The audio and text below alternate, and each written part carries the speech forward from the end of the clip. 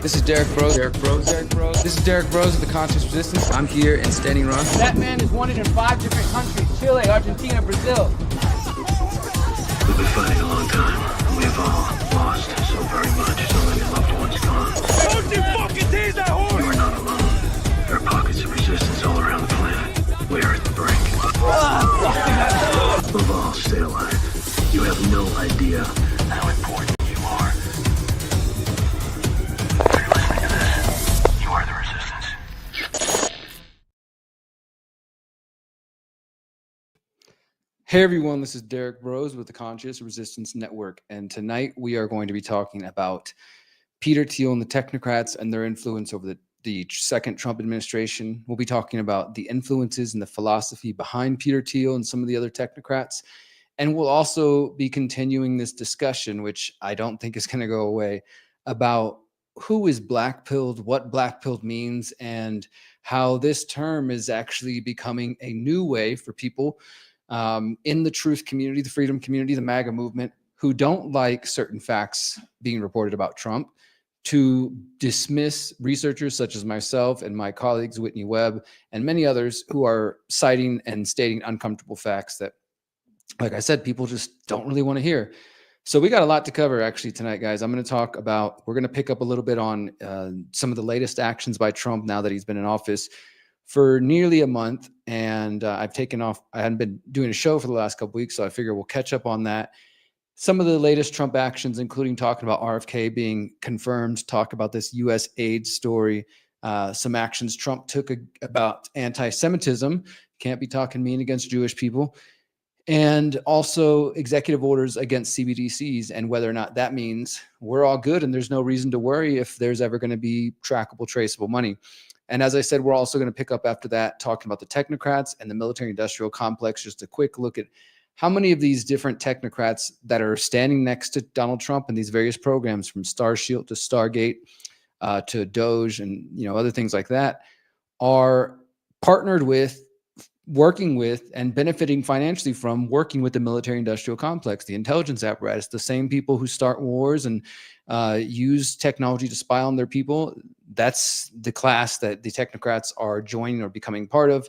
And then, like I said, we'll talk more about Peter Thiel specifically, some of the people in his cabinet, in Trump's cabinet, who are connected to Peter Thiel, picking up on the research of Whitney Webb, where she looked at Jim O'Neill over at the HHS. And if you've been following my channel regularly between my last couple of shows, you've probably seen some interviews I did about this on Redacted and on Kim Iverson, the Kim Iverson show, where I discussed these articles about Peter Thiel and I discussed the Starshield, Stargate. But we're going to go over some more of that tonight.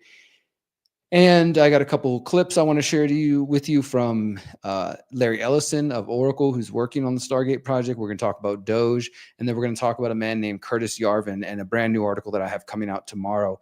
And really just my recognition, which I guess I should have seen before, but it's just interesting kind of framing if you even buy this. But I'm noticing that a lot of the people who are behind the technocracy and who are, because I don't think Donald Trump's in control in any way. I know the Trump supporters can't handle that. They think he's just this brilliant mind, 15D chess and all this sort of stuff, but not to say he's dumb, but I don't think by any means he's in control. And I don't even necessarily think the technocrats that we're seeing up front are quote unquote in control. They obviously are billionaires, have a lot of money, a lot of influence, and they have the technology, and they're definitely a big, powerful player here, but I don't even know if they're the final ones at the top of the pyramid. Speaking of the pyramid of power, we'll be talking about that shortly. And what else? And then, we're going to talk about Mark Andreessen and Curtis Yarvin and how these folks basically like to frame what we're dealing with as the elites versus the counter elites, and how over the last 8 years, Americans and people around the world have grown sick of the progressive, regressive, leftist, transgender policies, COVID censorship, DEI, just climate change stuff, just insanity in different ways, right? That the average person, not even an extreme right-wing person or anarchist or anything like that, is just like, this side seems pretty crazy. In my view, it was all done by design. So then the other side can step right in and be like, hey, we present ourselves as the clear, saner option, and we're going to fix everything for you. Pay no attention to the left-wing billionaires and George Soros and Eric Schmidt and others. Support the right-wing, quote unquote, right-wing billionaires in the form of Elon Musk and Larry Ellison and other folks like that. So they are really trying to frame this as basically like a historical argument for the idea that there's always going to be elites in society. And we'll talk more about that. I have some clips to play, which I obviously disagree with that idea. I think humanity is capable of organizing. It's just that we are forced into a system that is debt-based, that is, there's people out there, maybe many of you resonate, who are tired and who are just trying to make it day to day and feed their family. And not to mention the average person who we wouldn't necessarily consider quote unquote awake or conscious or aware is also maybe doesn't even feel like they have the time to try to go down these rabbit holes, even if they wanted to, because of them being tired and in debt and just trying to make it to the next check. Or people who are just like, you know, I just want to get what I can out of my life and not worry too hard. There's a lot of different reasons people don't organize, but these so-called counter elites like Peter Thiel and Mark Andreessen and Curtis Yarvin and the folks who are around and behind Donald Trump that are really guiding the show, guiding us toward the technocratic state that I warned about in my 2019 book. These people really want us to believe that they are the answer to our problems. They are the answer to the progressive elites. They're here to offer the counter and to lead the way. And I just think we should wholeheartedly reject that idea. Then finally, we're going to talk about the Abraham Shield Plan in Israel. And then the last thing will be this discussion on BlackPillers. So as you can tell, I got a lot to cover tonight. And part of the reason I'm cramming so much in one show is that I am headed to Costa Rica for 2 weeks. So just for anybody who doesn't know, let me go ahead and share the screen real quick. If you're ever curious of where I'm speaking, for those who would like to meet and connect in person, which I would love to meet and connect in person with you, I think in-person work is probably way more important than some of the other things that are going on. And I always love the opportunity to meet people in person. So go to theconsciousresistance.com, of course, bookmark us there, sign up for my email list. But if you go to theconsciousresistance.com/tour, which is right up there in the top navigation, it'll open up this just simple basic page that I just update as I get invited to speak at different events. And for 2025 so far, I've had the pleasure of speaking at the People's Reset, of course, which I organize here in Morelia, Mexico. Then last week I was in LA, the Conscious Life Expo, which I'm grateful to have been a part of and visited. Whoops. Although I will say it was a interesting experience. You know, I'm pretty out there and open to all kinds of different stuff, but when people are sitting there debating for 2 hours, how many clones Elon Musk has or Donald Trump has, or what year exactly they think Hillary Clinton was executed, because we all know that's what Q said, right? Oh, it was pretty mind-numbing, my friends, but I did my best at the Conscious Life Expo in LA last weekend to insert some sanity into and some grounding, really, not to make fun of anybody, because like I said, I can go deep and down the rabbit holes, but I also come back to like, well, what can I really prove? And there's a lot of things that people discuss and believe in that they can't prove, and that's, you know, it's your freedom to do so. But I'm very much these days focused on practical, real world, you know, foundational stuff, how to show people that. So nevertheless, tomorrow, Tuesday, the 18th, I'm headed to Costa Rica for 2 weeks for a 2-week little mini tour. This weekend, I'll be speaking at the Wake Earth Festival. A couple days after that, I'm speaking at an event called Planeta Flow. And then from February 27th to March 2nd, I'm speaking at another event called the Protopian Convergence in Costa Rica. And again, you can find those talks at theconsciousresistance.com/tour. I'm going to be speaking about building parallel systems. And the reason I share this, again, I believe that in-person events are way more important than just watching the show online. So come connect with me in person if you can. But also, I think it's important to spread the message and the ideas outside of just the internet, where oftentimes I might be preaching to the choir, except for the occasional time a video goes viral. But if I go to the Conscious Life Expo, where about 10 or 15 people knew who I was and came up to me and said hello and thanked me for my work, I get the opportunity to reach new people and spread the word even further and sell my books and share my ideas and get my shirts out there, the Conscious Resistance, just in general, get the message out there in a bigger way. And so that's why I do in-person events. And I go to Costa Rica. I'm going to permaculture-based events, spiritual events. I feel like that's part of my, take it how you will, my shamanism, in the sense of being able to move between worlds. So I can go to a libertarian event, an anarchist event, I can host my own events, I can get invited to permaculture events or more spiritual events and speak to crowds that many people out there who have maybe a similar message or similar goals can't, because they're only focused on the internet, or because their message is very niche, where my message is able to appeal to a broad audience. So I'm always grateful to get invited to speak to live events. I'll be speaking at more later in the year, but yeah, you can find out more about that at theconsciousresistance.com/tour. Now, let's go ahead, guys. Like I said, there's a lot to cover here, so we might as well just dive in. Why don't we start with RFK? So this week, Robert F. Kennedy Jr., or the last week, was confirmed as the Secretary of the Department of Health and Human Services. And a lot of people celebrated. And on the surface, sure, I can agree with this being a potential good in terms of furthering the conversation around the dangers of the shots and injections, getting more truth out there into the world. Of course, I want those things. I'm hesitant and reluctant to believe that that's exactly what's going to happen. But at the same time, I definitely think that, it could be a potential good. So lest I'm accused of being blackpilled, make it clear I'm saying there is some potential for good. But I wanted to point out a few things. And of course, when you point out things at a time when people are celebrating, everybody has they're like, oh my God, would you just shut up, you black pillar? But I shared this link here. This is a clip of Robert F. Kennedy Jr., and I shared it on most of my social media if you follow. It's just 26 seconds. I'm not going to play it now, but it's from his confirmation hearing where he says that he supports vaccines and that he supports the childhood schedule. And I said, I know many of you are optimistic that him being in this position will lead to new studies confirming what we already know about the shots, but the rest of the cabinet have made it clear they believe the shots are safe and that studies have been done. And that is true. And also, I've noted, pay attention to Jim O'Neill in the Health and Human Services. Jim O'Neill is the deputy secretary under RFK, and that's who I was mentioning. We'll talk about him a little bit. Whitney wrote an article about him and his connections to Peter Thiel. And so it is, suspected that potentially, this doesn't mean it will happen, but potentially he could be in that position to stifle RFK and any changes he might want to make. I also made the point of Brooke Rollins, who's over at the U.S. Department of Agriculture, that she might stifle any of his efforts to go after the food supply, because if you think about it, HHS it's kind of an interesting position for him to be in. I think some of you might believe it makes sense, but in other ways, it doesn't make sense. So I found this article. This is from a couple months back by the Wall Street Journal. It details how RFK Jr. will have to work against Trump's nomination for USDA, which is Brooke Rollins, and now she is in that position, if he actually wants to implement the Make America Healthy agenda. Agenda. When Trump announced his pick to lead the agriculture department last month, RFK's team was blindsided. That's, of course, according to Wall Street Journal. Says, I don't know what the differences will be between them. This is a quote from Dan Patrick, Lieutenant Governor of Texas, who says, I don't know what the differences will be between them, being Brooke Rollins and RFK Jr., but here's what I know about Brooke Rollins. When they go in and have a meeting and the meeting is over, she will have persuaded him to see it her way.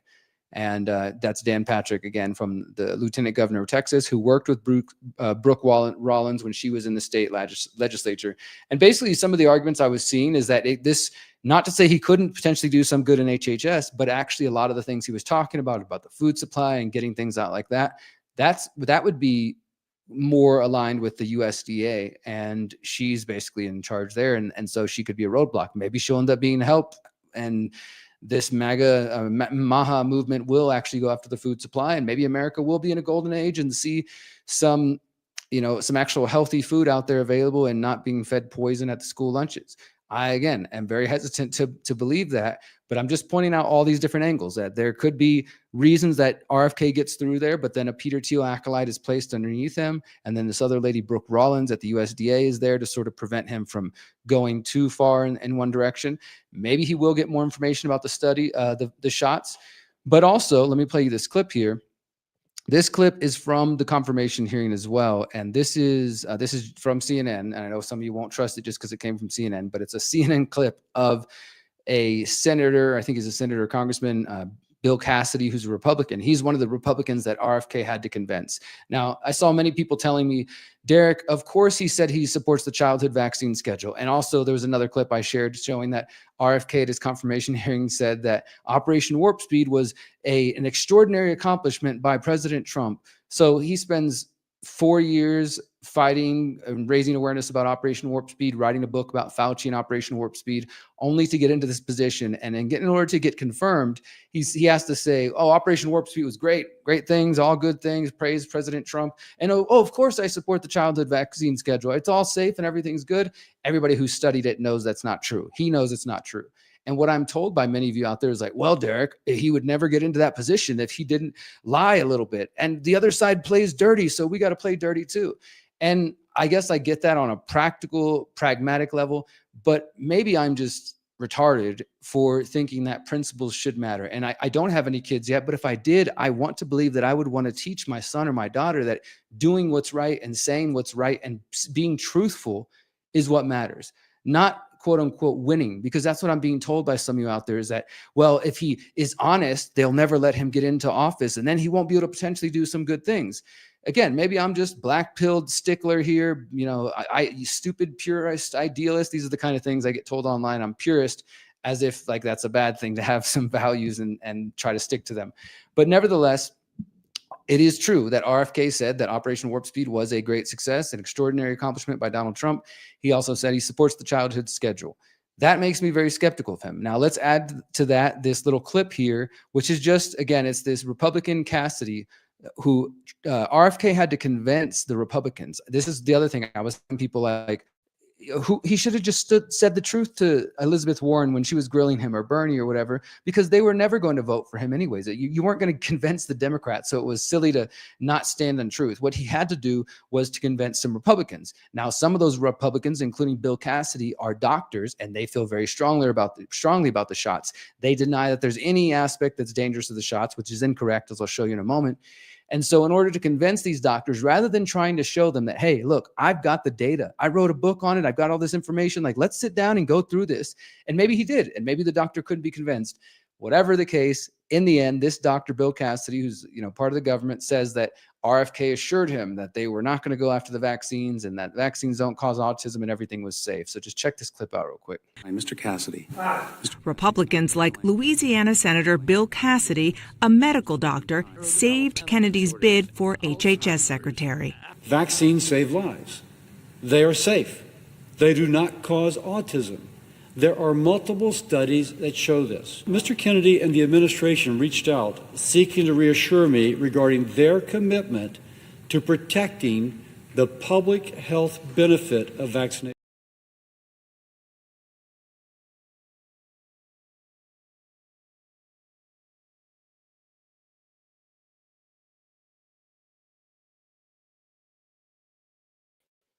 All right, so that was a clip from Bill Cassidy. And as I said in there, it's just a moment. It's just a short little thing there. But you could say, as people have said, well, it's politics. Of course, he's going to lie. He's going to say whatever he has to do to get in there. And that's the game. And people tell me, Derrick, if he has to lie to these people so he can get into office so that he can later save children, that's for a greater good. And maybe so. I guess we'll have to see if he actually sticks to his word. I'm very hesitant, again, to believe it because this guy is also invested in the biotech industry, but maybe it's true. Either way, like I said, I don't think I would ever want to teach my future children that sometimes you got to lie, sometimes you got to cheat and get just to win. And in fact, I think some people care more about winning than actually having principles, unfortunately. So, all right, let me go show you one more thing on this whole RFK discussion. So we've already shown RFK supports the childhood schedule. He said that Operation Warp Speed was a wonderful accomplishment, all these kinds of things. And then there's people like Jim O'Neill and Brooke Rollins at the Deputy Secretary of the HHS and at USDA that might be there to stifle him. Then we have this statement I made, just again, before anybody calls me blackpilled. I said one potential good I believe we may see under RFK Jr. at the HHS is the CDC ending recommendations for water fluoridation. I'm still skeptical, but it seems possible from what I'm hearing. And this is from several sources that I have in the fluoride community. As you can imagine, I've got to know quite a few people there over my reporting over the last few years. And from what I'm being told, that there is some direct communication between some of the fluoride advocates and Robert F. Kennedy Jr. about either an executive order or some sort of executive statement, because the HHS, the federal government, doesn't mandate water fluoridation, but they can no longer recommend it. That's why I said I imagine that that could be a potential thing they could do. And that would be big. Unfortunately, and this is not the fault of RFK or Trump or anybody. I mean, maybe it's the fault of Trump, but politics and medicine and science have become so politicized that even though we have studies showing that fluoride lowers IQ in children, we have the federal government themselves studies acknowledging that and a federal court acknowledging that. Science is no split. So there's some cities, let's say more left-leaning progressive cities, who are like, no, that's Trump RFK quote unquote science. So I'm going to embrace fluoride and vaccines even further. And then the other side, people who maybe are more open-minded are, willing to listen. But it's sad that that's the state of things are. Either way, even if that happens with RFK Jr., as I wrote here, however, this does not excuse his Zionism, saying that he supports the childhood schedule and that Operation Warp Speed was an extraordinary accomplishment by Trump. Maybe I'm just being ridiculous. Some people argue that's like, so I think somebody's saying I'm speaking in absolutes. I think that it is, like I said, we have to stand on truth. That's what matters. If we don't, then I think we've already lost. And I know people think I'm silly for talking about principles, but I think it is of utmost importance, and in a spiritual and in a physical realm, it's on a higher level than just winning at this stupid political team sports game. Now let's also talk about USAID. A lot of people have been raising awareness about USAID and some of the things that have been coming out. I found this one on Twitter, on X. This is the first major fraud I think has been uncovered from the scrutiny of USAID. This was reported last week, just about 10 days ago. USAID has funneled $47.26 million through the Internews network. IN has worked with 4,291 media outlets, producing 4,799 hours of broadcast, which reached up to 778 million people. They trained over 9,000 alleged journalists, supported social media censorship initiatives, and they had offices in 30 countries with main hubs in US, London, Paris, Kyiv, Bangkok, and Nairobi. It's a board co-chaired by Richard J. Kessler and Simone Otis Coates, Democratic donors. It launched a $10 million fund at the Clinton Global Initiative in 2023, operates at least 6 subsidiaries. So this is just one example people have been pointing to, this Internews network, which was known before.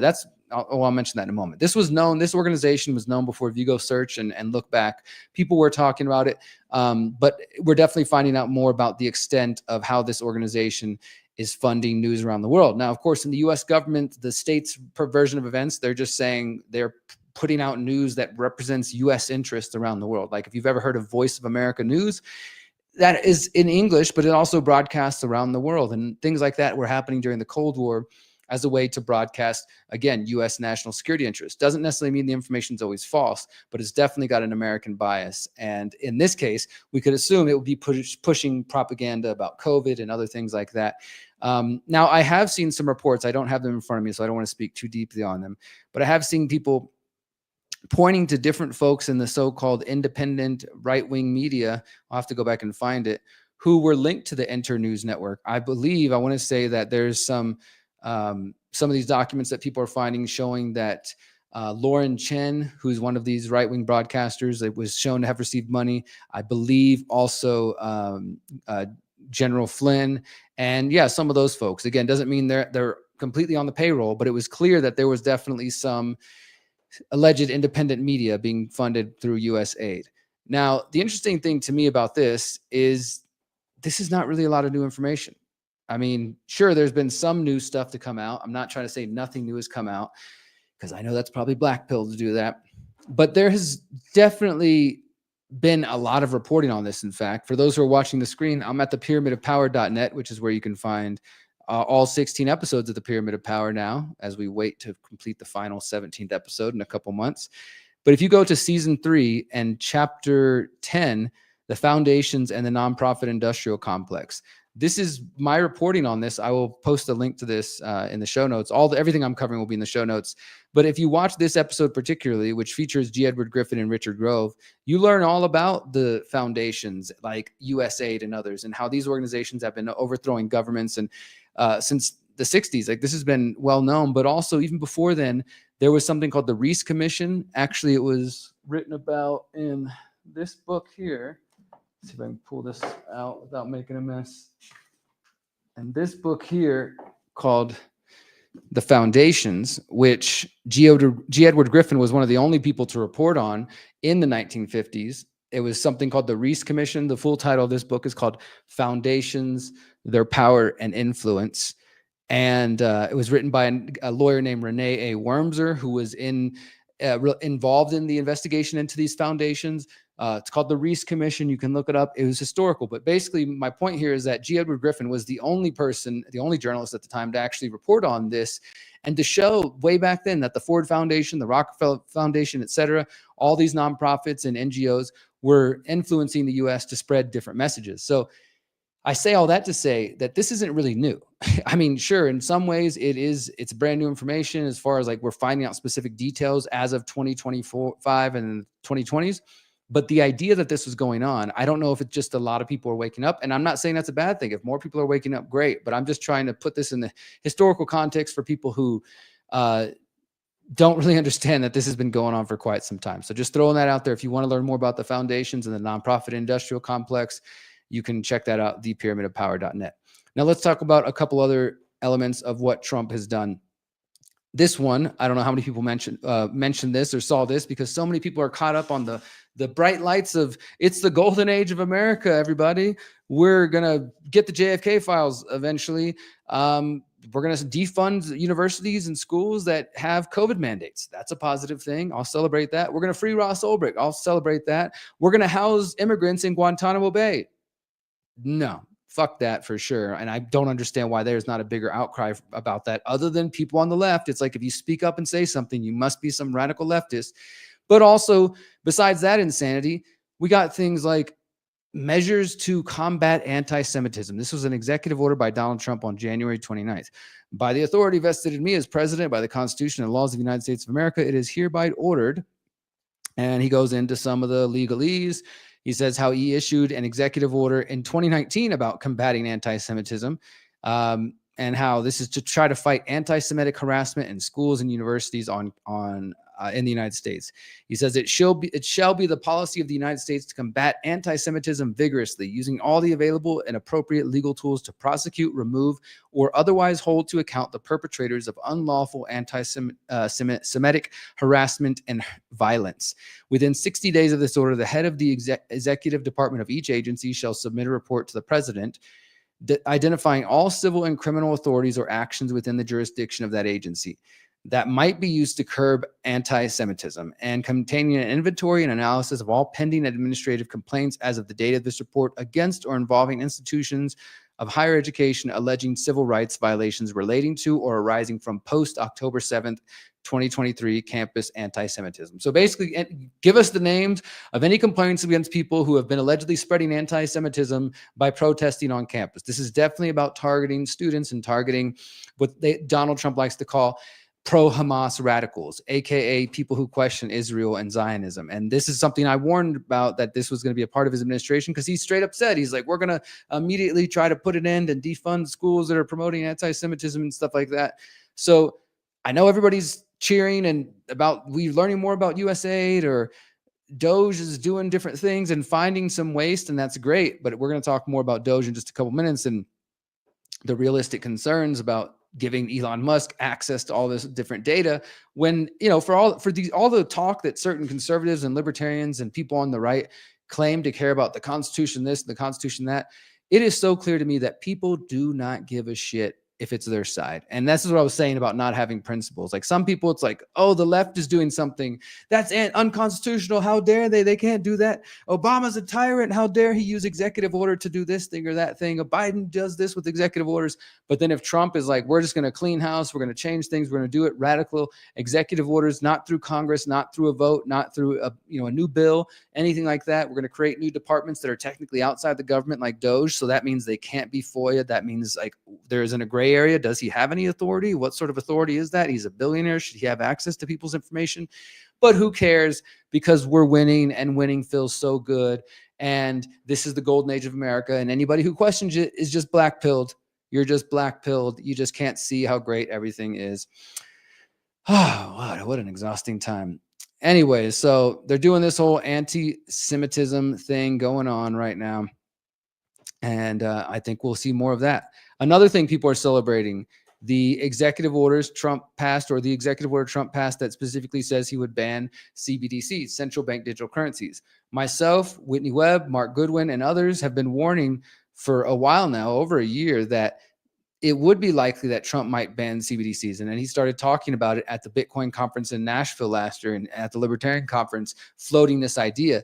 But it seems clear that even if they do ban CBDCs, because so many of the big tech bros and the technocrats around Trump are involved in the crypto industry, particularly Howard Lutnick and others who have investments in things like Tether, USDC, USDT, which are known as stable coins. And so they're pegged to the dollar and they stay with that price. There's a lot of money in there. There's a lot of money that's related to Tether surrounding Trump and the support of him, that essentially they don't even need CBDCs. They could just start to use what Mark Goodwin calls the Bitcoin dollar or some stable coin, sort of like a petrodollar.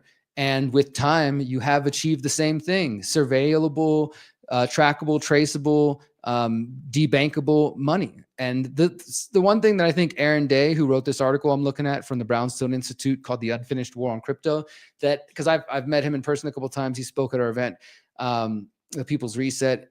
He makes the point that in reality, we are already living in a digital track and trace society. At least most people are, because you're using credit cards everywhere.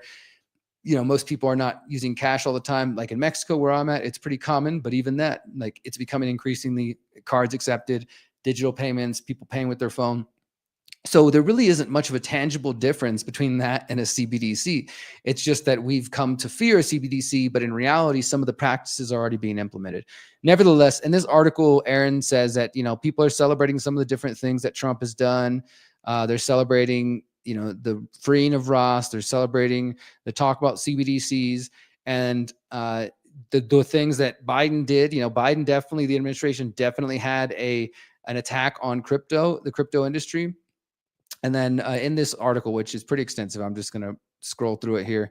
Aaron goes through and just shows how there are still things that the Trump administration is doing that are going to limit people's freedom to use money. Because whether or not you like crypto or not, or you think it's a tool of the deep state or the New World Order, which I think you're incorrect, Bitcoin probably at least been co-opted and hijacked. But whether or not you believe in that, the reality is that people like myself been able to use Monero and Bitcoin in the beginning to avoid talking to certain government agencies, to avoid using big banks, and to move money around without government approval. And they do not like that. So there will continue to be a war on private crypto use. But at the same time, the people like Howard Lutnick at Cantor Fitzgerald, who's invested in Rumble, who was a next door neighbor to Jeffrey Epstein and a donor to the Clintons, who's now Donald Trump's commerce secretary, he and his companies are going all in on Bitcoin. And they're trying to promote Bitcoin as more of just a store of value. It's digital gold. It's an investment. It's not radical money that's going to free you from the Federal Reserve, et cetera, like was the original vision and still is the vision with Monero. So they want to make it illegal or very difficult for people to use private cryptos like Monero and push all the normies and all the people towards Bitcoin and trackable, traceable surveillance stable coins, basically. That's what's going on in there. So to recap just this little section of the show before we get into the next part here, RFK is coming in. We got Trump pushing anti-Semitism stuff. We got revelations about USAID, some of which is new, some of which is not new. We got claims of ending the CBDCs, but at the same time, we also have the push towards stable coins continuing on under Donald Trump. So some good, some bad. But as I continue, now we're going to start to look at the technocrats in the military industrial complex. And these technocrats that I'm speaking about are the technocrats that are surrounding Donald Trump. I mean, it's not blackpilled to acknowledge that these people are working directly with Donald Trump. I don't know what else to tell you. And for anybody who is struggling with this technocracy, and if you've been hearing this word thrown around more, I encourage you to download my book, at theconsciousresistance.com/how-to. It's called How to Opt Out of the Technocratic State. I first published it in 2019, and then updated it in 2022 with 5 post-COVID chapters.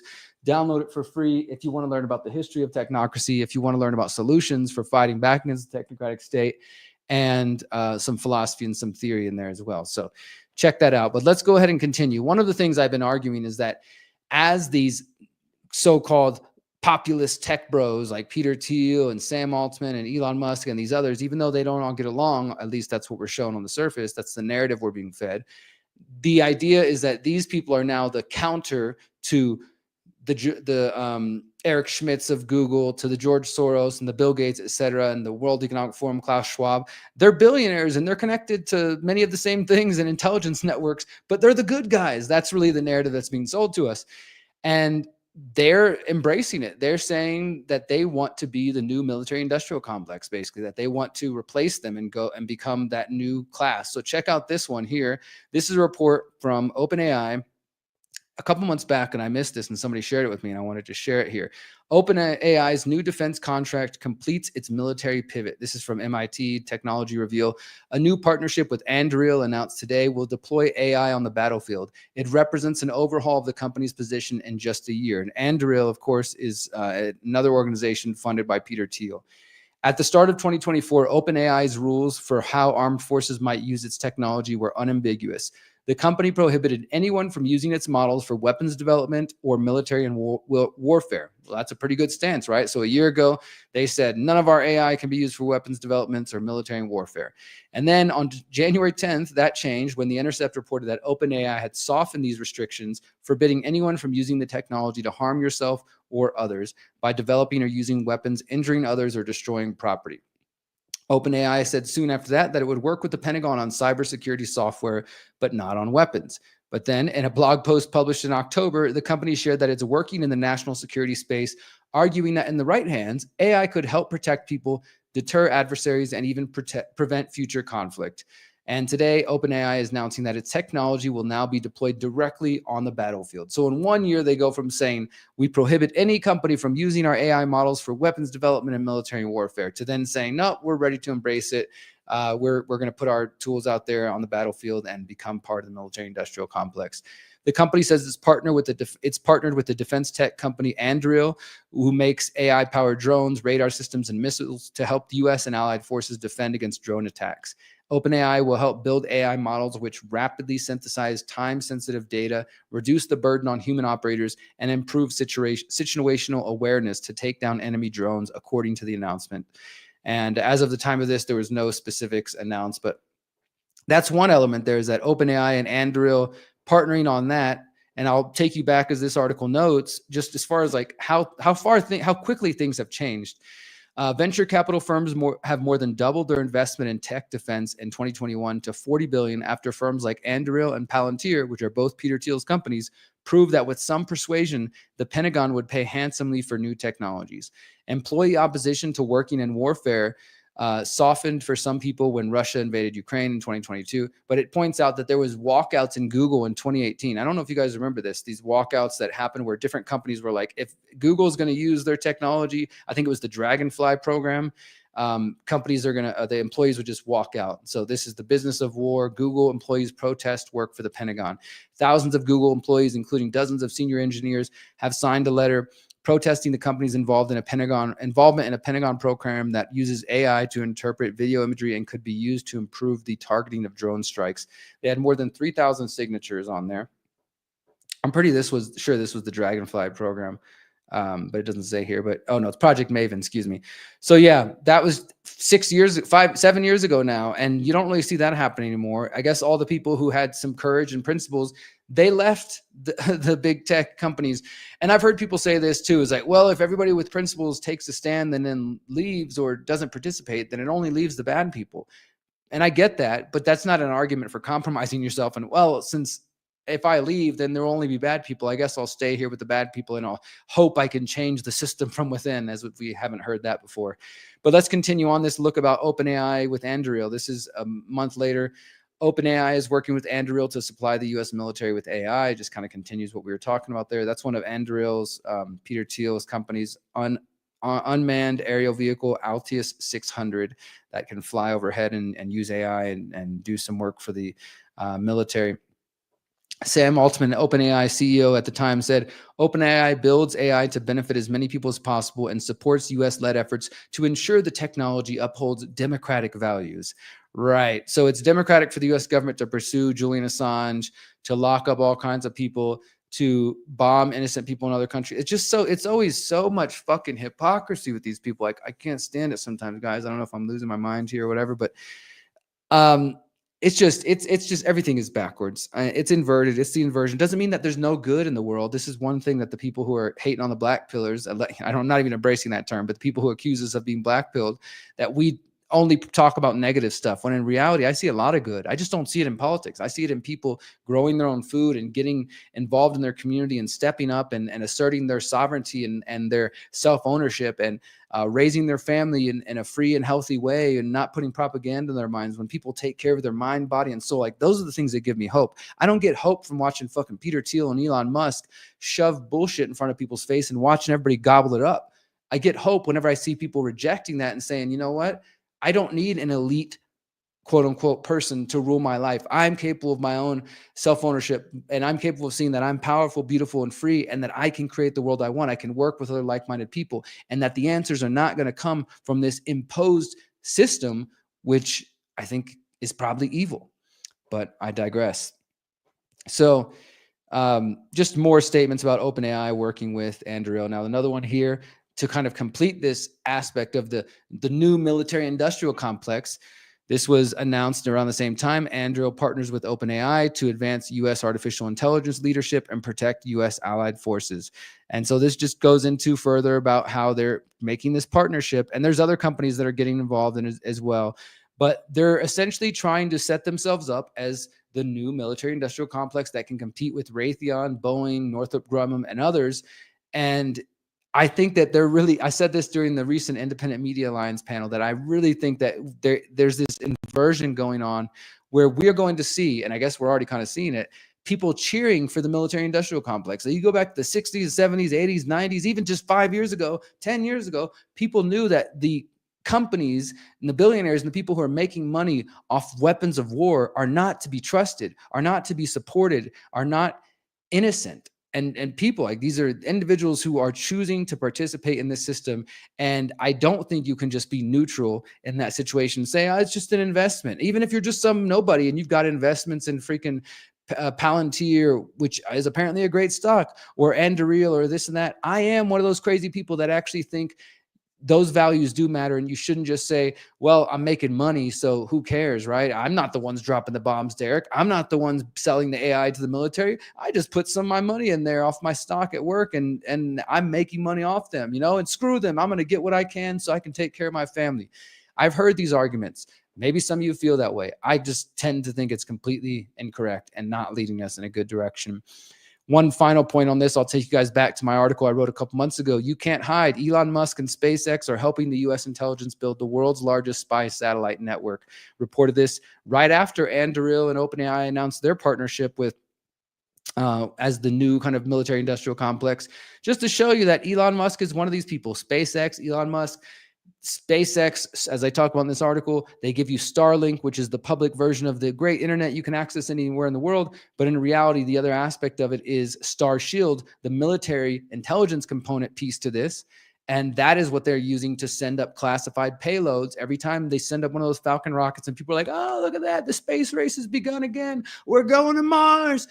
When in reality, they're sending out spy satellites and they're just, and they're building the freaking graphic around the world. I get it. For flat earthers, like, it's not round, it's a fake graphic there.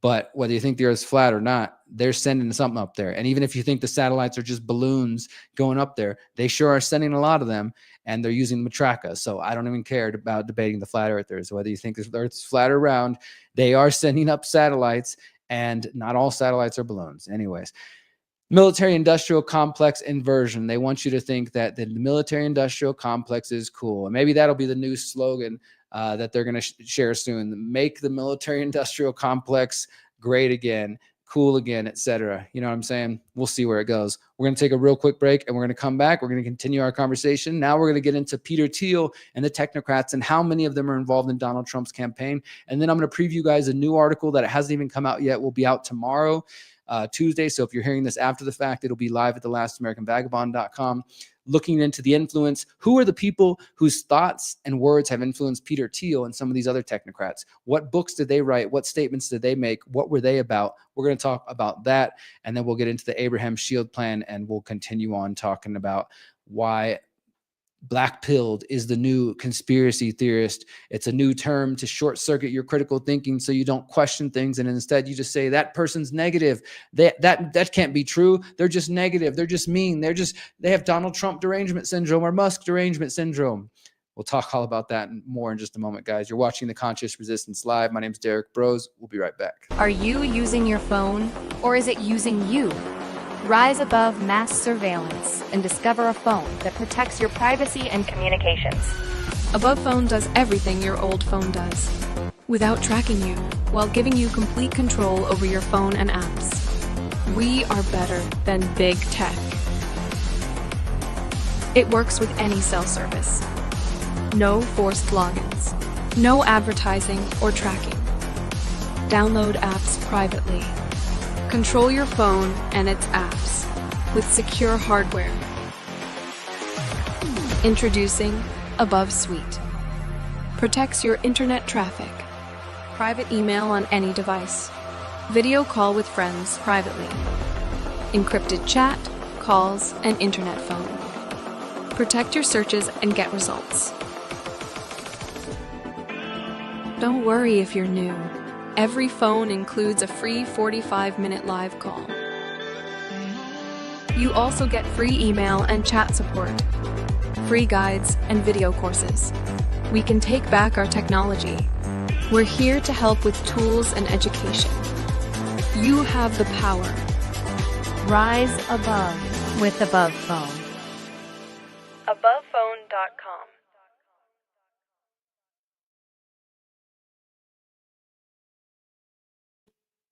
All right, welcome back to The Conscious Resistance Live, and I'll just go ahead and we'll show a couple comments here. We got Caleb Maupin, which I do know your work, and I don't know if that's really you, but it's funny to see you commenting here. Says, you oppose Tulsi, RFK Jr., Musk, and Trump because they aren't pure anti-imperialists for you. Here's this whole thing about, oh, you have to be pure, and if you actually have principles, you're pure. You know, you're a purist in some way. No, I opposed Tulsi because I confronted her about her Young Global Leaders connection, and she denied it, even though she tweeted about it. And because she also was a member of the Council on Foreign Relations, and she tries to downplay that as well. And I don't trust her in general. Maybe some good stuff will come out of that, but I don't trust that as well. I also don't trust RFK for the reasons I stated before. And he's a total Zionist. If you want to excuse that, that's up to you. Musk and Trump also equal Zionists. I didn't even really touch in this kind of preview, this section we just did a moment ago about the USAID and the anti-Semitism and everything else. We didn't really get into the statements about Trump's been making about the U.S. taking over Israel. And in watching the freaking Elon deep throaters like Ian Carroll and others trying to spin it like this is somehow the U.S. sticking it to Israel. Yeah, the U.S. taking over Gaza for Israel is what it is. They're not sticking it to Israel at all. And then what did Trump say? Oh, we're going to take the Palestinians and we'll put them in other places that they'll be so nice they won't want to go back. They won't be allowed to go back, right? I mean, yeah. So there's plenty of reasons not to support any of these people that have nothing to do with being pure. Yeah. Anyways, let's go on. Let's continue on. Let's dive back into this, everybody. We're talking now about Peter Thiel. This is a brand new article that I published just last week. I encourage you to read it. The details, we're just going to skim through it. Meet the Peter Thiel acolytes in Donald Trump's second administration. And I think this is really an important one here that I hope you guys will dive deep into. I'm just going to name a couple of the names. For one, for those who don't know the history of Peter Thiel and Palantir, I feel like sometimes maybe I skip over this, but I know Whitney's covered it. James Corbett has covered it. I'm aware of it. I just haven't written anything up or done a video on it, but we do have a brand new mini documentary coming out about Peter Thiel, hopefully in the next week and a half. But Peter Thiel's company, Palantir, was directly connected to the CIA and to the U.S. intelligence. You can go back to the Total Information Awareness Program, John Poindexter, post 9/11 attacks, and that Total Information Awareness Program that they then later shut down. And Peter Thiel and his team, some of them met with John Poindexter and others who were directly tied into that TIA, Total Information Awareness Intelligence Program, which was the one you might remember, the infamous U.S. agency that had like a pyramid with an all-seeing eye looking over the world. Yeah, that one. So Peter Thiel and his company received advice and worked directly through numerous meetings with CIA agents as they were forming Palantir with, of course, funding from the CIA's venture capital firm In-Q-Tel. Then is it any surprise that Peter Thiel ends up being a steering committee member of the Bilderberg Group? And he's been a regular visitor of the Bilderberg Group for at least a decade. And his co-founder at Palantir, Alex Karp, is also a steering committee member of the Bilderberg Group. And now that Trump is in his second administration, although Peter Thiel didn't go all in on the second campaign, he said in his own words that he basically did everything he could to help Trump behind the scenes. And of course, he is the one who funded and supported and mentored, in a way, J.D. Vance, the vice president, who is now under Donald Trump, who potentially could become president after Trump leaves office, if he leaves office. So there's already like these really big Peter Thiel connections that, starting right off the bat. That's one big one that I just mentioned, J.D. Vance. Vance is a partner of Kraft Ventures, David Sachs, who's also the PayPal mafia. He was the former COO of PayPal. He's now a partner at Kraft Ventures. As I reported, and others have reported, in a June 2024 fundraiser at David Sachs' home in San Francisco, Vance was there, Peter Thiel was there, and others. And it was, according to two people with knowledge of the event, it was at this event that Trump informally polled the room and said, who should I choose as vice president? And David Sachs and some of these other technocrats told him to choose Vance. And it's also been reported elsewhere that Elon Musk encouraged Trump to pick Vance. And that's exactly what he did at the RNC. So there's clearly a relationship there. And Trump and others in his circle take seriously the recommendations of Peter Thiel and these various technocrats.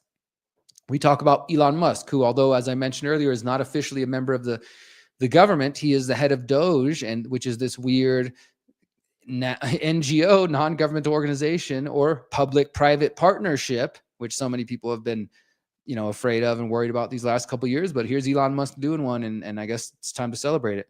Elon Musk and Peter Thiel have been friends for more than 2 decades. They received both of them received their massive financial wealth from their co-founding of PayPal. Thiel was also a prominent investor in different Musk ventures, including Neuralink. And Musk and Peter Thiel co-founded America PAC, which was their vehicle to support Trump's return to the White House. And Musk gave $75 million to Trump. We can go on and on. I mentioned David Sachs, who's partner with Musk and Thiel at the PayPal Mafia, who is part of the PayPal team. And he also was involved in Tesla, LinkedIn, Palantir, SpaceX, YouTube, and Yelp.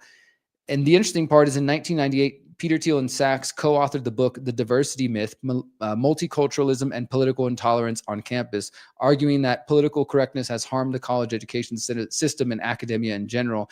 And the book, they expanded basically on their writing in the Stanford Review, which they both co-founded. It was a student-run newspaper in 1987. And both David Sachs and Peter Thiel had to later apologize for statements in their book, which they admitted belittled rape on campus, just, as another fun factoid. And as I mentioned, in June 2024, they held this fundraiser and they raised more than $12 million for Trump. And that's where he said he was going to be the crypto president. And that's where he chose Vance as his running mate. And after this, when the election is over and Trump has won, how does he reward David Sachs for his loyalty? He appoints him AI and crypto czar, where he's going to have a huge role on the government's policies on AI and cryptocurrency. I already talked about Howard Lutnick a little bit, because I saw a question in the comments a moment ago about is Peter Thiel funding any alternative media folks? We don't have direct information on that, but as I've been telling people for a while, Peter Thiel is one of the biggest investors in Rumble, as well as Howard Lutnick, who, as I mentioned earlier, was a former neighbor of Jeffrey Epstein and is now the Commerce Secretary of Donald Trump. I mean, there's this whole Rumble overlap in the MAGA movement, which I don't think necessarily surprises anybody. They promoted themselves as the alternative to YouTube and the woke left and all this sort of thing. Well, a lot of those people are now getting into Trump's cabinet. And Rumble was basically partially a Peter Thiel vehicle for promoting Trump. Howard Lutnick is the CEO of Cantor Fitzgerald, and they've been vocal proponents for Bitcoin. As I mentioned earlier, his company is going all in. And he also was an investor in Strive Asset Management, which was founded by Vivek Ramaswamy.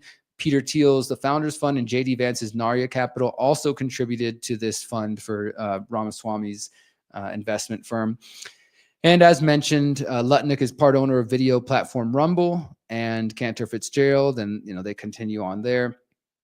And he was neighbor to Jeffrey Epstein. The other interesting thing is that Howard Lutnick has also spoke at the World Economic Forum since at least 2016 and as recently as 2023. And he also his offices of Cantor Fitzgerald were in the 9/11 buildings in One World Trade Center between the 101st and 105th floors.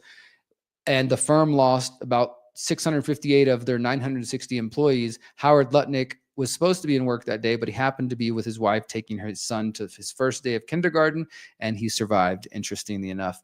Jim O'Neill, we talked a little bit about him earlier. This is the one that Whitney Webb has recently outlined. He's the deputy secretary at the HHS under RFK. He worked at both Peter Thiel's capital fund ventures, Clarium Capital and Mithril Capital Management from 2012 to 2019. He co-founded Peter Thiel's Thiel Fellowship. He also worked as the CEO of the Thiel Foundation from 2009 to 2012. And from 2019 to June 2021, O'Neill was the CEO of the SENS Research Foundation, which is an organization focused on rejuvenation. And this organization received its initial funding from Peter Thiel in 2006 and 2008, which shouldn't be that surprising for those of you who remember that Peter Thiel and some of these technocrat transhumanists, they're invested in like trying to defeat aging. Peter Thiel was involved in this company that was using the blood of the young, a company called Ambrosia.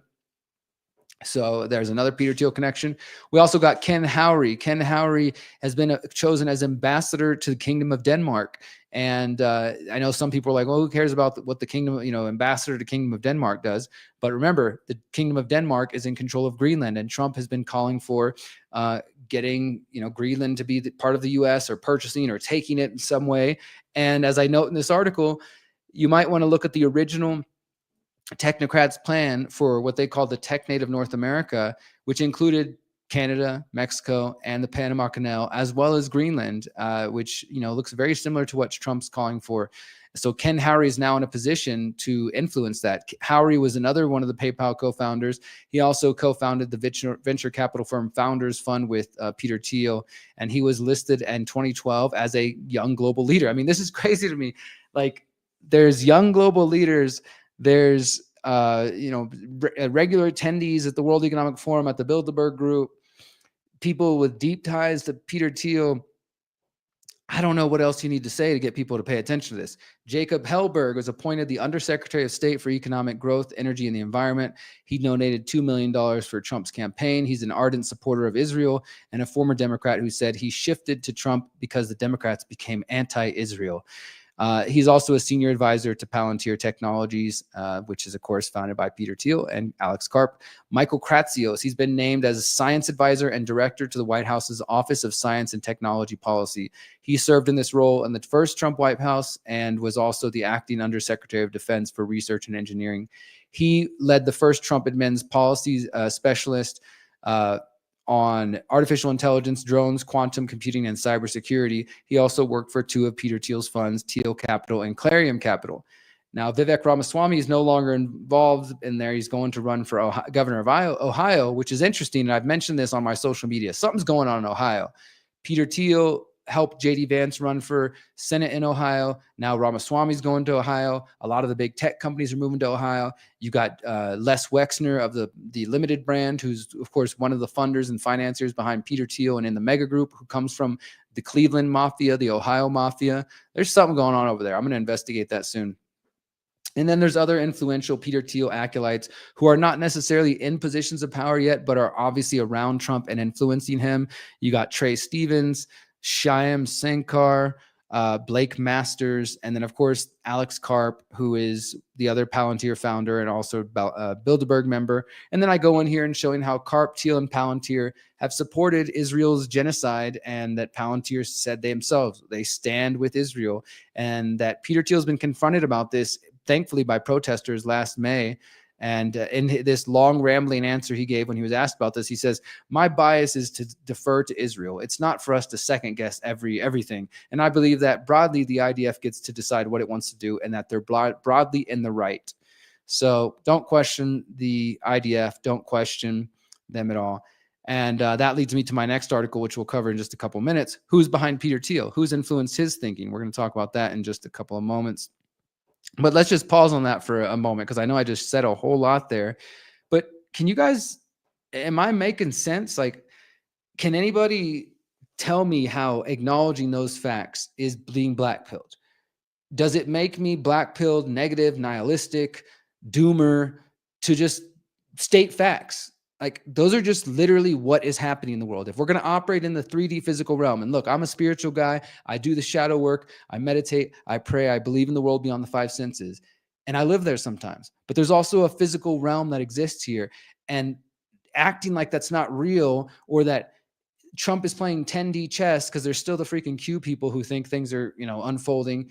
I don't know. Like, maybe I'm being crazy. Let me know in the comments if I'm being ridiculous and these are just, silly, pointless arguments. Derrick, you're crazy. There's nothing about, there's nothing about Peter Thiel that should worry me. The fact that he's a steering committee of the Bilderberg Group, which every one of us has known who've been awake for any amount of time, know is a part of the, part of the ruling class, or at least the representation of the ruling class. And it's not so much that I care what people are calling me. This isn't some kind of childhood thing. What I'm saying is that there is a deliberate effort by a lot of the Trump supporters and different people online to say that people like myself, Whitney Webb, and others who are reporting on this, that we're just being negative. And so they're trying to discourage the audience, you guys out there who listen and consume truth, freedom, conspiracy content, that people who ask these questions should be ignored because we're just negative.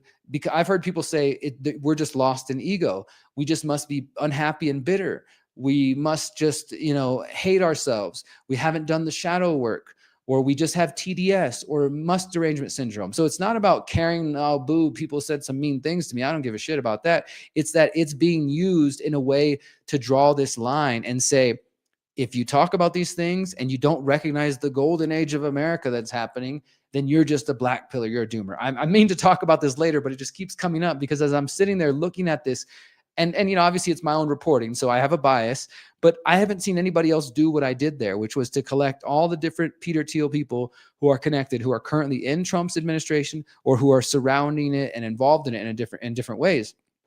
There's nothing in there that I made up. I think in the very end, I put a couple of sentences of my own opinion, which is what I usually do for my articles. I save it to the very end, but there's nothing in there that is just fabricated, that I just made up because I hate Donald Trump or because I hate Elon Musk and I hate billionaires or something like that. It's just looking at the data that's out there. It's being reported in numerous places. It's in press releases. It's in companies' histories. It's sometimes in the mainstream. It's coming from their own words, right? So I don't understand the whole thing. This does lead me to believe that it could be some kind of psychological operation. Of course, the stupid thing about that is the other side is like, they must be some kind of psychological operation. They're blackpilling people. They're trying to get people to doubt how awesome Trump is and how great life is. And they just want people to be negative and suicidal. They must be limited hangout. They must be agents of the Matrix. And I'm not trying to fall into that trap and say the other side is doing that. I just think we have a different view and a different take, but I know I'm sticking with the facts. I don't know what you guys are doing out there who think it's like, let's just pretend everything's flowers and rainbows and ignore the facts because it makes you feel better. And if that's not what you're saying, great. But it sure feels like it to me. So let's go ahead and play a clip now from Larry Ellison, who is the man that I reported on a couple of weeks ago, who was just sitting next to Donald Trump at the announcement for the Stargate project. You had Larry Ellison, you had Sam Altman. And Larry Ellison's the head of Oracle. Oracle, of course, is a company based on the CIA project called Oracle, CIA contracts, NGUTEL, much of the same things we always see from these big tech companies. And he's announcing mRNA AI cancer vaccines. So we've already got clips of him that I've played. But here's another clip of Larry Ellison, who, again, is side by side with Trump, working with him, speaking to the World Government Summit, which just happened last week. I've actually got two clips from the World Government Summit. And in this clip, he's describing how we can have, like, basically you need to centralize all data, health information, genomic data, biometric data, et cetera, and then feed it to an AI so we can better understand the country. These are the sort of things that they're selling you. They're going to sell you these technocratic solutions as the answer to our problems. It's not anti-technology to say this. I believe in technology. I believe in technology as a tool and a double-edged sword. But at the same time, the world they are creating, go watch the movie Gattaca. If you've never seen Gattaca, Gattaca, from the late 90s, early 2000s. It's a good movie. Unfortunately, it was probably some predictive programming, but it's a class system based on genetics, and it's a scary world. But let's just check out this clip here from Larry Ellison to give you another taste of the kind of people that Donald Trump is working with. If you want to improve population health, you have to take all of your healthcare data, your diagnostic data, your electronic health records, your genomic data. And in the Middle East, in the UAE, for example, they're incredibly rich in data. They have a lot of population data. The NHS in the UK has an incredible amount of population data, but it's fragmented. It's not easily accessible by these AI models. We have to take all of this data we have in our country and move it into a single, if you will, unified data platform So we provide context. When we want to ask a question, we've provided that AI model with all the data they need to understand our country. So that's the big step. That's kind of the missing link. We need to unify all of the national data, put it into a database where it's easily consumable by the AI model, and then ask whatever question you like.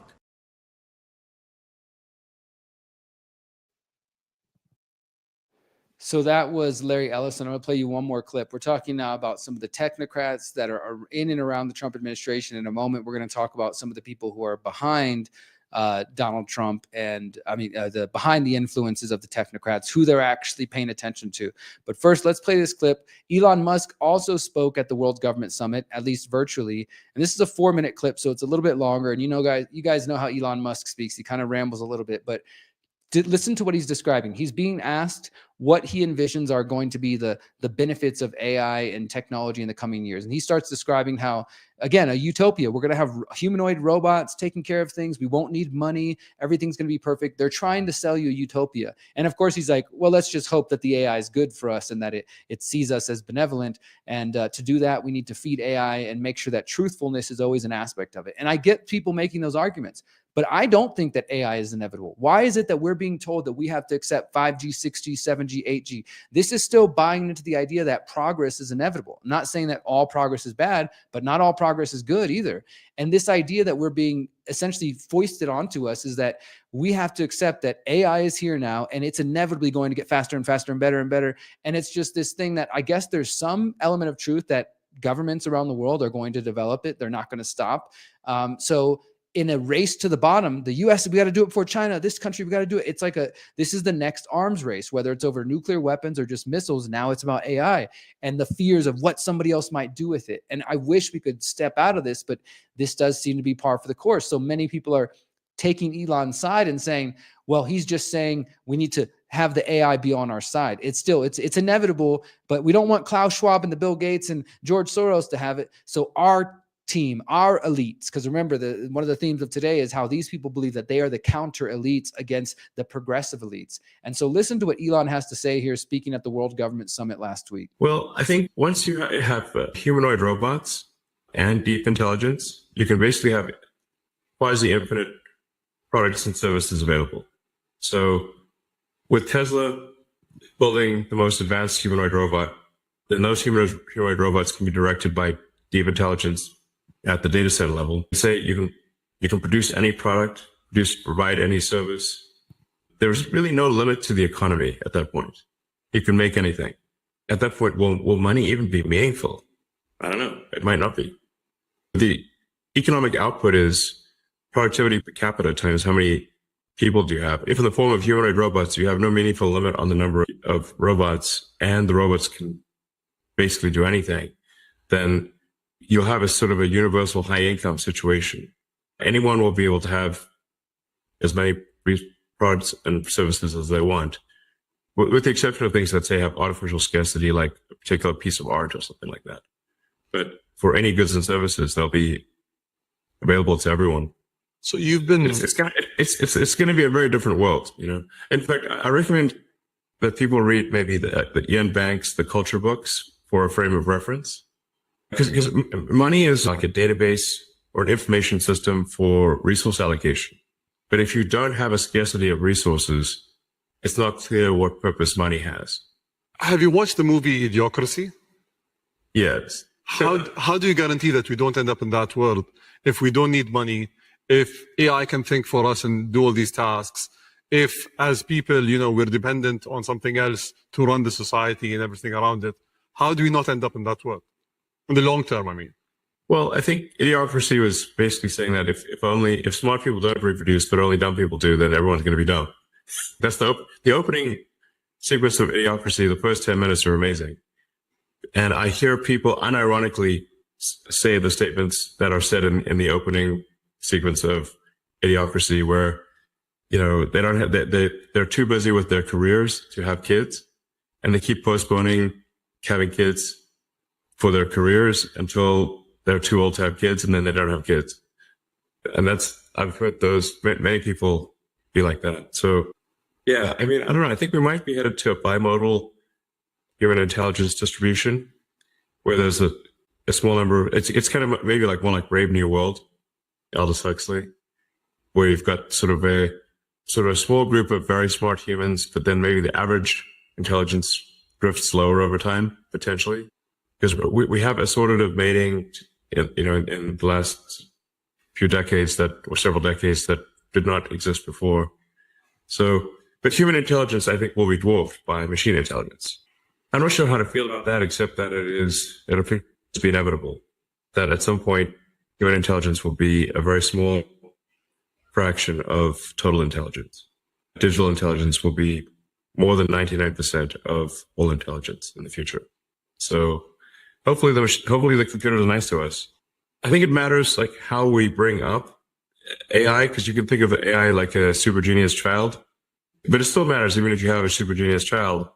Like, what sort of values do we instill in that child? What do you say that teach that? How do you, as a child's growing up, what values do you teach the child? And something that I think is extremely important is to be maximally truth-seeking. I think that's what's the most important thing for AI safety. I think it's to be maximally truth-seeking. And I think also curiosity is important.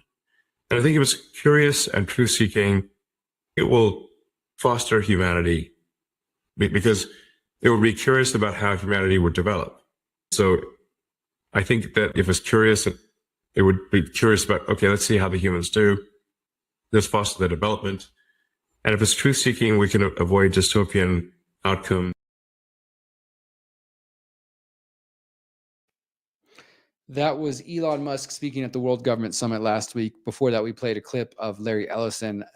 Somebody said, I wonder if he already has a chip in his kids. I wouldn't doubt it. I wouldn't doubt if he made himself the chip person. I think it's highly likely that Neuralink is already being used in different people. And I know there are people out there like the targeted individuals, which I do think is a real thing, but also is hard to discern when somebody might just be a little bit mentally ill, that there are people already implanted with different devices and things like that. But there clearly is an effort to try to make Elon seem like this nice, lovable guy. He's got his son on his shoulders. He's carrying him with him everywhere, and it's so cute and all that sort of stuff.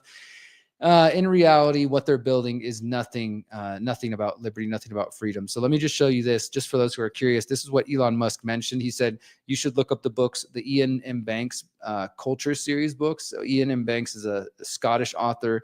He released these books, sci-fi stories from 1987 till 2012. The stories center on the culture, a utopian post-scarcity space society of humanoid aliens and advanced superintelligent artificial intelligence living in artificial habitats spread across the Milky Way galaxy. The main themes of the series are the dilemmas that an idealistic, more advanced civilization faces in dealing with smaller, less advanced civilizations that do not share its ideals and whose behavior it sometimes finds barbaric. In some of the stories, action takes place mainly in non-culture environments, and the leading figures are often on the fringes of the culture. So yeah, just kind of if you want to go dive into that and see what's inspiring Elon Musk, that's something to check out. I want to also point out this article, just briefly mention it. This will be in the show notes. I found this on The Atlantic, the algorithmic cage. The private companies of social media networks possess an unprecedented ability to manipulate and control the populace.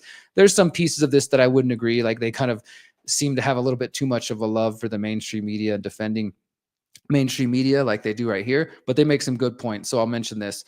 Mainstream media outlets have plenty of faults. Many of their business leaders are already capitulating in advance to Trump's efforts to bully them into compliance, agreeing to needless but lucrative settlements in order to end Trump's frivolous libel suits, which is another thing I haven't seen many people talking about, even from journalism and independent media. Like Trump has launched a lawsuit against CBS and against ABC 13. And I know people say, well, they selectively edited this interview with Kamala Harris or this and that.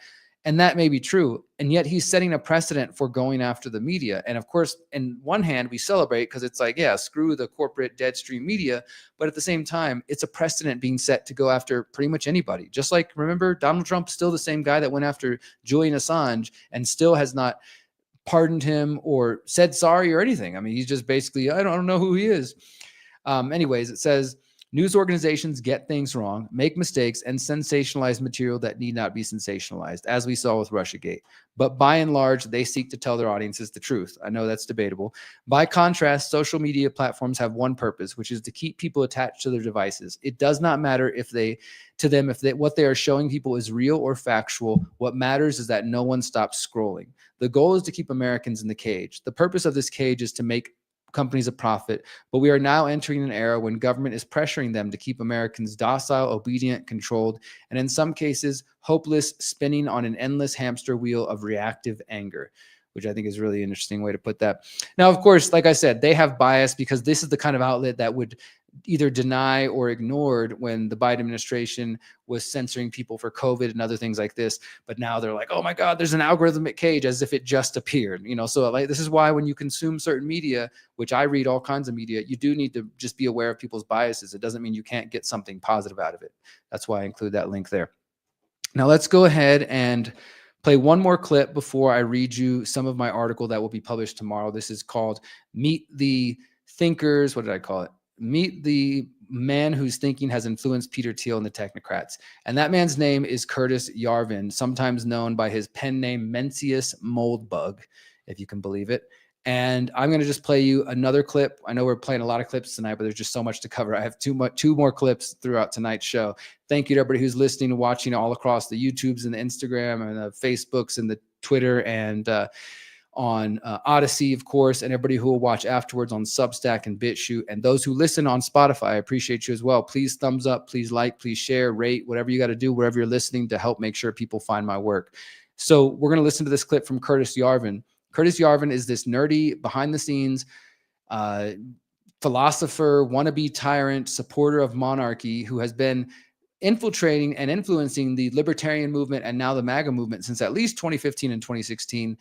But Peter Thiel, since like the late 2010 or early 2010s, has been influenced by Curtis Yarvin. And now Curtis Yarvin has gone to being on the fringes to now where he's at inauguration balls and he's advising some of Trump's team unofficially and things of that sort. But this is just a clip from him talking to the New York Times where he's discussing how his thinking has influenced JD Vance and other folks. So 5-minute clip. We'll be back in just a minute. Check this out, guys. Thank you for being here. So there's a great piece that I've sent to, some of the people that I know that are involved in the transition, there's all sorts of people milling around. Name one. Name one. Wow. Name one. Well, I definitely know Mark Andreessen, and so I sent this piece to Mark Andreessen. Like, I'm an outsider, man. I'm an intellectual, and the actual ways in which my ideas get into circulation is actually mostly through the staffers and the kind of younger people who basically kind of swim in this very online kind of soup. I'm on very safe ground, despite not knowing him well at all, that someone like J.D. Vance believes essentially in the common good. And the idea that government should serve the common good. And I think that people like JD and people in the sort of the broader intellectual scene around him, which is very varied intellectual scene, would all agree on that principle.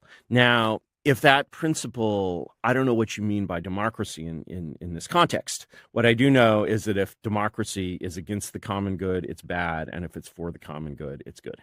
I think what you just described might be something that Peter Thiel would agree with. And there was... I think a progressive could agree with it. And there was reporting that I saw, I think it was 2017, reporting done by BuzzFeed, where they...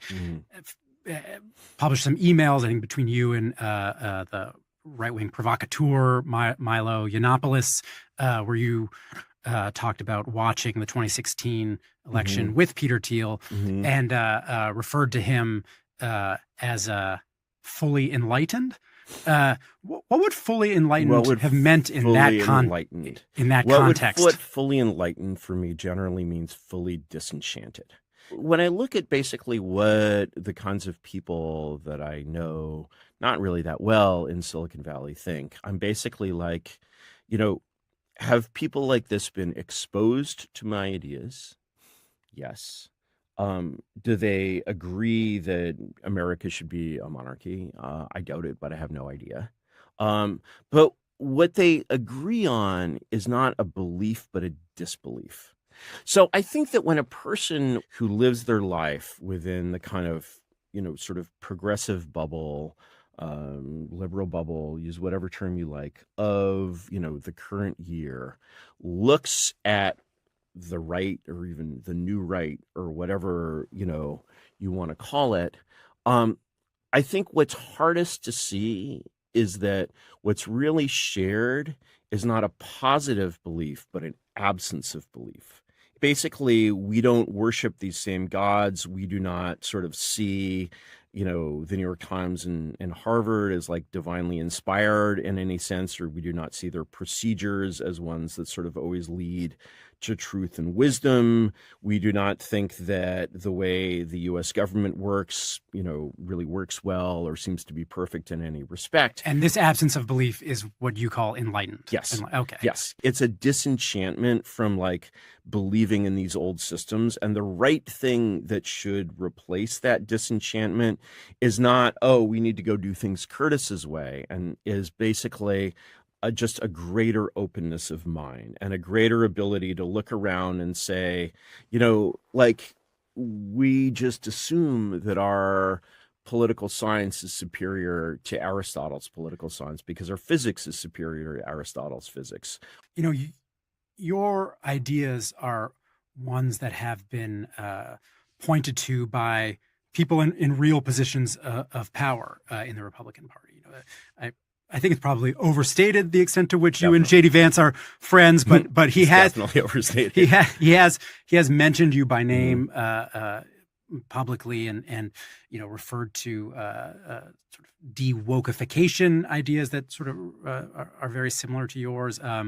You've been on Michael Anton's podcast, and Michael Anton has been sort of tapped by Trump to be high up in the State Department, talking with him about how to install an American Caesar.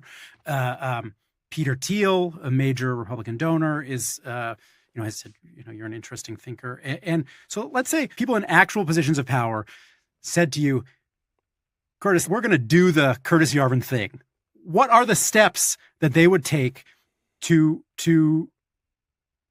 change American democracy into something like a monarchy? My honest answer would have to be, it's not exactly time for that yet. Because what I see happening in DC right now, nobody should be watching this panicking, thinking I'm about to be installed as America's secret dictator. And I don't think I'm even going to the inauguration. Were you invited? No.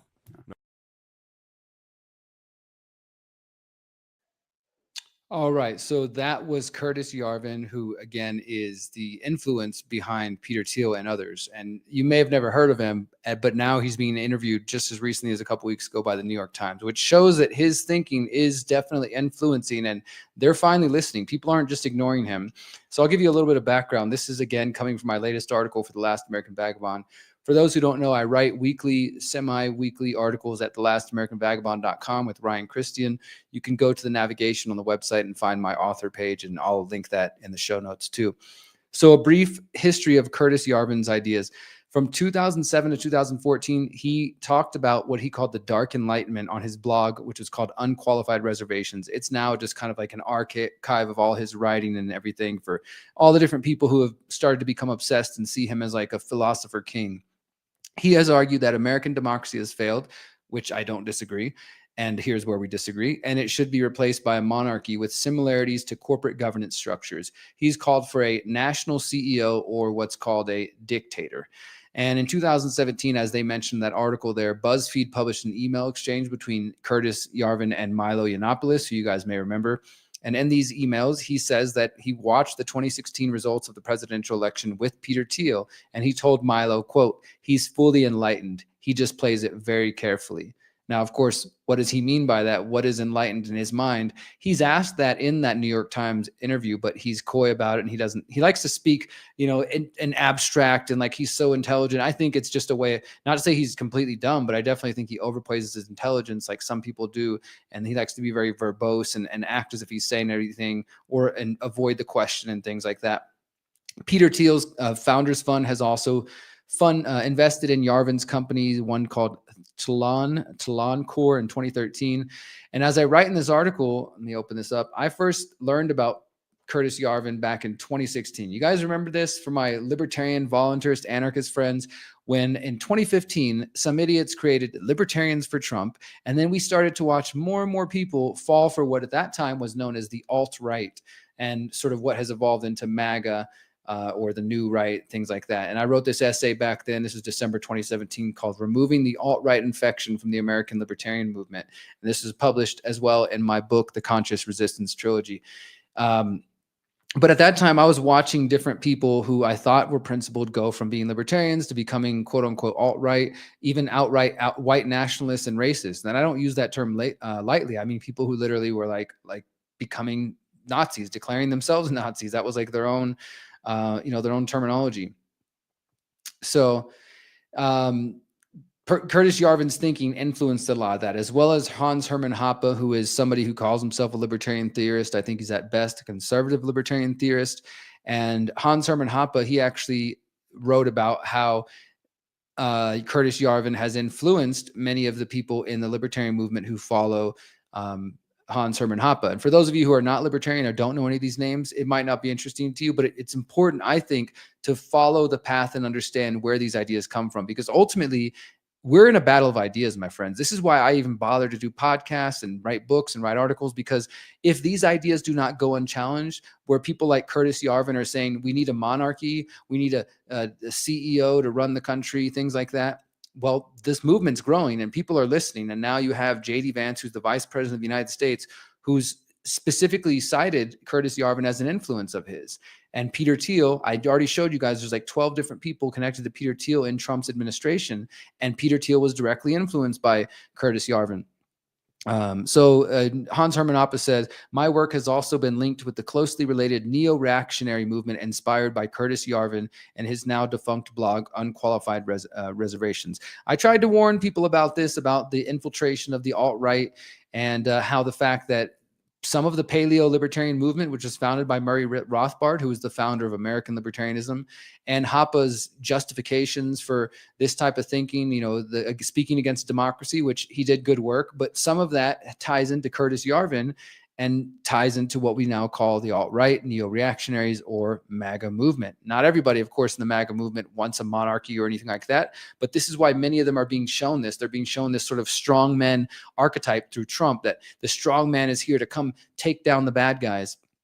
And Curtis Yarvin, at one point, Steve Bannon mentioned him and said he was influenced or like his ideas. You guys might have noticed that recently Steve Bannon, who also appeared on the New York Times podcast, has been speaking out against techno-feudalism and transhumanism and Elon and stuff like that. He said, this thing is all tied together. They have a very well thought through philosophy and a very well thought through set of ideas, and they're trying to implement that. And to me, everybody's afraid. Everybody's scared of their power. And so Bannon says he's skeptical of Yarvin and the Technocrats, but of course he's no longer in Trump's inner circle or in the second administration, so it doesn't really matter much. Instead, J.D. Vance is vice president, and he does have a lot of influence. And in 2021, when J.D. Vance was a candidate for Senate in Ohio, he said on this conservative podcast, Jack Murphy Live, that Trump should seize the institutions of the left and replace all the bad people with their people. The full quote he said was, quote, I think what Trump should do, if I was giving him one piece of advice, fire every single mid-level bureaucrat, every civil servant in the administrative state, replace them with our people. And then when the courts stop you, you stand before the country and say, the Chief Justice has made his ruling. Now let him enforce it. And who did Vance credit for these guys? He said, quote, so there's this guy, Curtis Yarvin, who has written about some of these things. But think about that in general. Like the vice president of the U.S. now, just 4 years ago, was on an interview saying that Trump should come back, replace all the bad guys. How do they determine that? I guess if they have the wrong views, and then try to make the courts stop him and see what he does. And Curtis Yarvin says maybe it's not time for that yet. He said America's not ready for a monarchy, but these guys' ideas are clearly clearly influencing the thinking. And Vance even said, quote, "I saw and realized something about the American elite and about my role in the American elite. And that took me just a while to figure out. I was red-pilled." And so basically he's saying, like, he realized, like, hey, I have a role to play in this elite. I should be a part of that elite, and I should use my role to go against the bad guys. And in a recent interview with Politico just a couple of weeks ago, Yarvin said that his relationship with J.D. Vance and Trump official Michael Anton, he said of this, when I called him up recently to talk about the second, this is the journalist writing, when I called Curtis Yarvin up to talk about the second Trump administration, he told me that during his trip to Washington, he exchanged friendly greetings with J.D. Vance, had lunch with Michael Anton, who's now a senior member of Trump's State Department, and caught up with the, quote, revolutionary vanguard of young conservatives who grew up reading his blogs and are now entering the new administration. So people have been reading his work for the last 15 years or so, and some of them now are getting in Trump's cabinet. And then when you look at who influenced Curtis Yarvin, you can find people like Thomas Carlyle, who was another 19th century thinker who basically believed that, you know, we needed elites to sort of run things. And Curtis Yarvin praised him and spoke about how he went from being a supporter of Mises, Ludwig von Mises of the libertarian movement, and Rothbard, and to Carlyle. And then he basically realized that we need order. We need that. Libertarians think that a free society is just going to happen, but to make that happen, there needs to be order. And he said that's where you get this, you know, monarch comes in. And another point I just want to make here, we also have the Machiavellians. This is an important part. I'm going to play a clip in just a second, but I think you guys are starting to understand what some of these thinkers believe. The Curtis Yarvins and the various people who are influencing Peter Thiel and the folks around Donald Trump, they believe that democracy has failed, which again, many of us believe that as well. They also, Peter Thiel is famous for saying that liberty and democracy cannot coexist. I have some similar feelings on that, but I don't think the answer is monarchy. It's to go the other way, to have more decentralization, more liberation, and more freedom, more self-ownership, more self-governance, not to say, let's put a strong man in charge who's going to take care of things. I think that's just going in the whole fucking wrong direction. But let's just talk about one more aspect here. So in Curtis Yarvin's writings, he was also influenced by a man named James Burnham, who wrote a book called The Machiavellians, Defenders of Freedom. This is from 1943, and I'll just mention a little of this to you guys, and then we'll play this clip. So Curtis Yarvin, he's influenced by The Machiavellians, Defenders of Freedom, written by James Burnham in 1943. Of course, the name comes from Niccolò Machiavelli, the Italian diplomat who is author of the 16th century book, The Prince, which argued that leaders are justified when they commit immoral acts as long as this achieves positive political ends. And this book went on to be very influential for a group of thinkers known as the Machiavellians. And James Burnham, he believed that the real political battle, like the way to view progress throughout history, is not about class systems like maybe Marx argued, but really that it's a battle of elites. And he essentially argued that there will always be different elites, and that's where real change happens. And so Burnham actually interestingly warned that the U.S. could slip into a democratic totalitarianism where liberals, progressives, and defenders of democracy give unlimited power to a centralized government and, quote, advocate the suppression of the specific institutions and the specific rights and freedoms that still protect the individual from the advance of the unbridled state. So he warned that there could be some democratic totalitarianism coming from the left, but at the same time, this thinking, as well as the thinking from some other Italian philosophers, namely there's one called Robert Michels, who also is discussed in the book Defenders of Freedom, the Machiavellians.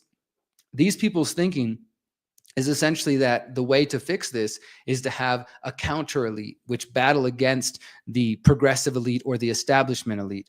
And so one of the other technocrats that's around Trump is a man named Mark Andreessen, who's also comes from the big tech Silicon Valley industry. And he's invested in a bunch of different Web3 projects. He recently spoke on the Lex Friedman podcast, and he was talking about this book, Defenders of Freedom. So the book, Defenders of Freedom, it influenced both Curtis Yarvin, who influenced Peter Thiel, who's going on to his acolytes are influencing Trump and his cabinet, including J.D. Vance. And also that book influenced Mark Andreessen. Mark Andreessen is in the big tech industry. He is an advisor who is, according to the Washington Post, they've been saying that he has been, quote, quietly and successfully recruiting and interviewing candidates for positions across the incoming administration. And he said he's been spending a fair amount of his time down in Mar-a-Lago advising Trump. He said, quote, look, I'm not claiming to be like in the middle of the decision making, but I've been trying to help in as many ways as I can. Trump brings out a lot of feelings in a lot of people. People have very strong views, and they have many political topics that we're deliberately not weighing in on. So he's just talking about how he's playing an unofficial role in helping Trump pick his cabinet members. So both of these men, Mark Andreessen in an unofficial position, and Curtis Yarvin, who's not in any position, just kind of behind the scenes philosopher influencing a lot of these people, were influenced by the book, The Machiavellians, The Defenders of Freedom. And now I'm going to play you guys a clip where Mark Andreessen is basically arguing about with Lex, not arguing, but he's making the claim. Here, I'll show you guys right here to Mark Andreessen, to Lex Friedman, that we're always going to have elites. And so people need to accept it. And in order to fight back against the so-called bad elites, we need the good elites. And this is how Elon Musk and all these folks are positioning themselves. This is what the technocrats are trying to sell you.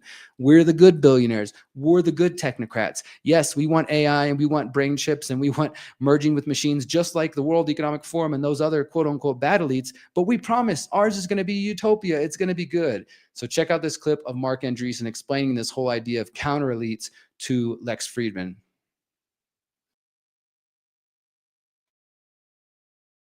You said that we always end up being ruled by the elites of some kind.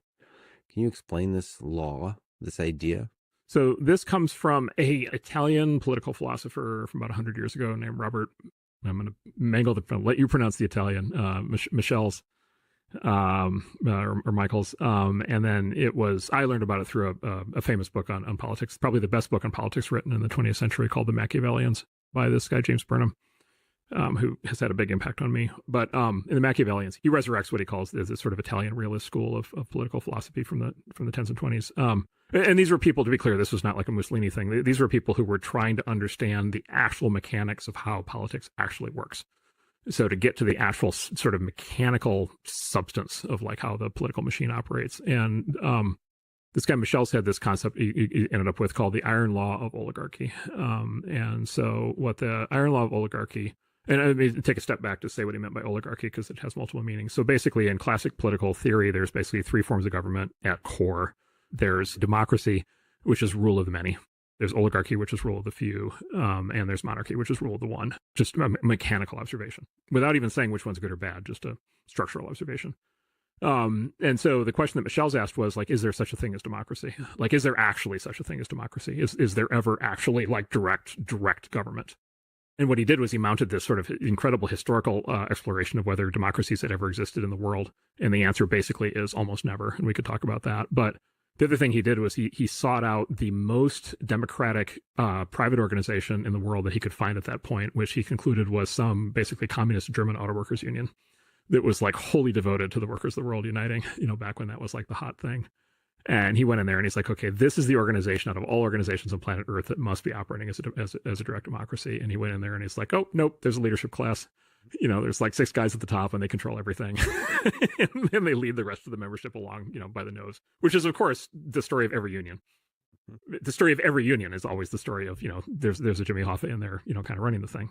We just saw that with the dock workers union, right? Like, there's a guy and he's in charge. And by the way, the number 2 is his son.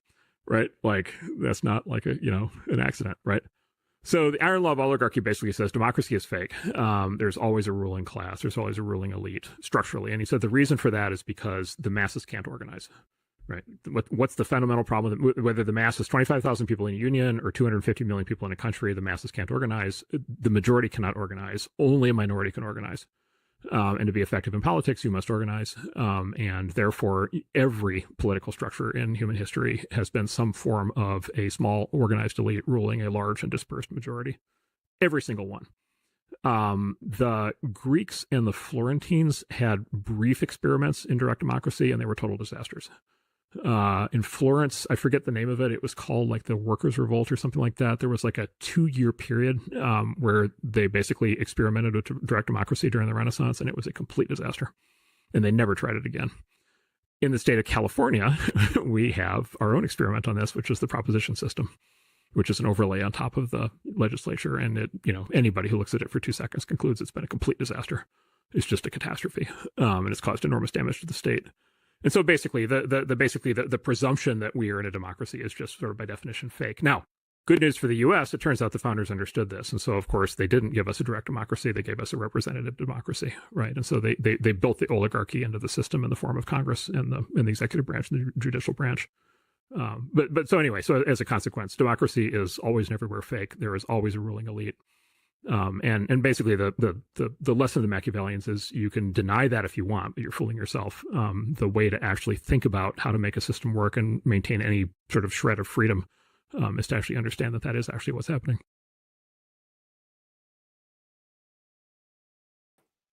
All right. So that was Mark Andreessen. Again, he's one of these technocrats who is infiltrating and part of and influencing the Trump administration, advising him on who to pick. And, you know, it's interesting when I post this, I had a lot of people respond.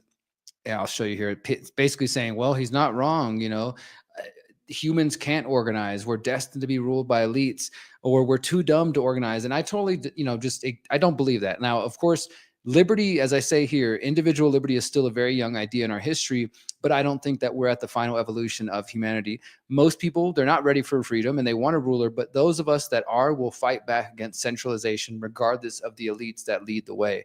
I'm not interested in changing the world up to have a different set of elites running things and like, okay, well, things are a little better than the other guys. And it's, you know, because at the end of the day, that's a fucking psyop too, because this is the whole point of creating the Independent Media Alliance, is helping people see that both sides are pushing in the same direction. It might be about like them saying, okay, well, we're going to get digital IDs to fight immigration and fight against illegal immigration and fix voting, or we're going to get digital IDs to fight for vaccine passports. But at the end, you end up with digital IDs. And there's just many examples of that where people can't see that. And I get that the history of humanity doesn't look that great when it comes to, you know, how we've been able to handle ourselves and organize ourselves. But also you have to consider that we're dealing with the biggest in history propaganda system, media manipulation, infiltration of activist groups, people who are just struggling to survive and trying to get through. And I get it. And that's why some people are just like, oh, please, Trump or somebody else just come along and save me, because I'm too tired, too broke, too weak, too exhausted, too, you know, insecure, doubtful in myself, whatever, to believe that I could actually achieve real change in my life, that I could take responsibility for my life. So I have to outsource that and say, please, somebody come save me, come solve my problems. Otherwise, you know, it's just hopeless, right? And that's why I think people think we're black-pilled, is because we're poking holes in their savior complex. Whether, you know, and not everybody who supports Trump, I want to be, you know, genuine. Not everybody who supports Trump is some sycophant, but there are a lot of people who are just, they're just deep throating Donald Trump and Elon Musk. Excuse me for the visual, but that's what they're doing. And so they can't handle any criticism. Now, other people are like, well, Derrick, this is better than Kamala. And they're still stuck in the left-right paradigm. Ultimately, these technocrats, whether they're left, right, whether they're populist tech or alt tech or big tech or Silicon Valley, whatever, they all have been working with the intelligence agencies. They're all connected to the military intelligence complex. Some of them are Bilderberg steering committee members like Peter Thiel and Alex Karp and Eric Schmidt, formerly of Google. And their vision of the future is not you own yourself, you're a beautiful, powerful, free person that should take control of your affairs. Their vision is technocracy, the scientific and technological elite micromanaging society using the machines or artificial intelligence and AGI, artificial general intelligence, to allocate resources using energy certificates. And as Elon Musk said, humanoid robots, we won't need money, all this kind of utopia they're promising. But it's them at the top that is managing this. The technate king, the technocrat king, and the technocrat class that will be running it.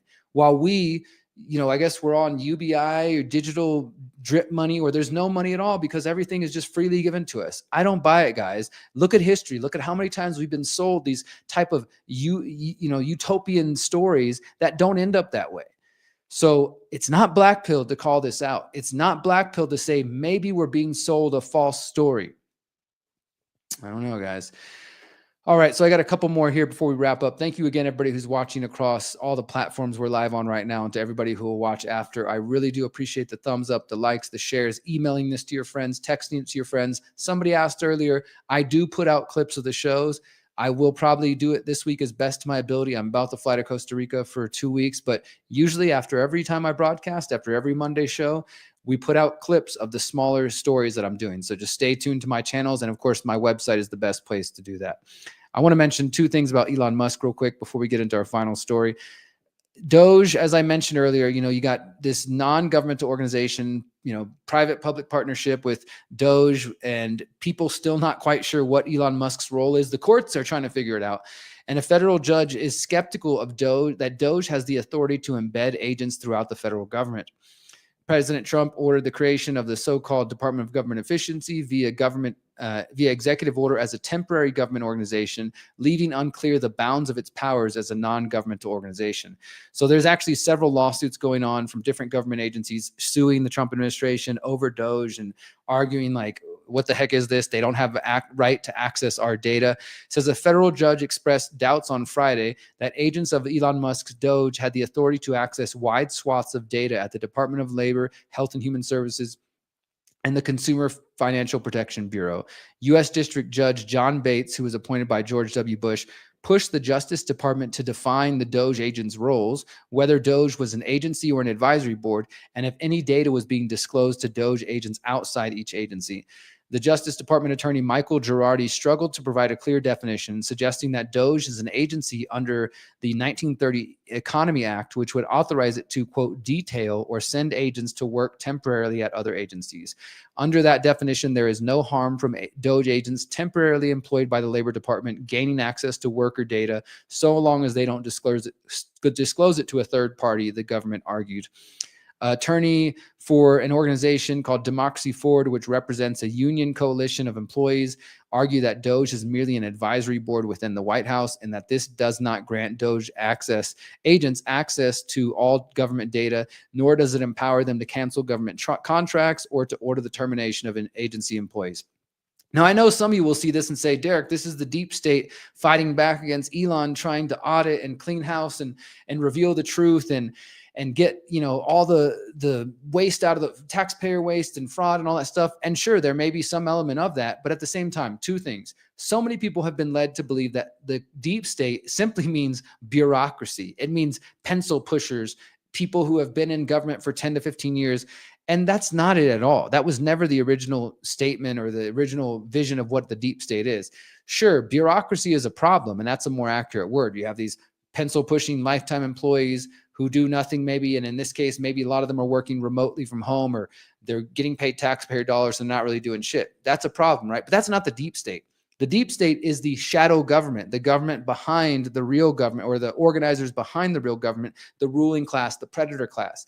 But because of Trump and this whole psyop, they've taken what the term the deep state means and make it mean that, oh, it's just the bureaucratic class. It's just, the people who have been around in administrative positions. And if we just get rid of all those guys and like JD Vance said, put our guys in, everything's going to be better. So that's one thing, that this isn't like fighting the deep state here necessarily.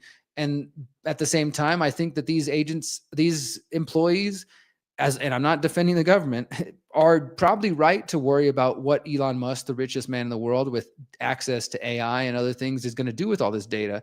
And as I tweeted here yesterday or this morning, what do you think a man like Elon Musk, with access to AI and large language models and spy satellites, could do with all the data he is gaining access to via DOGE? Could you envision this data being fed to AI to learn more about us?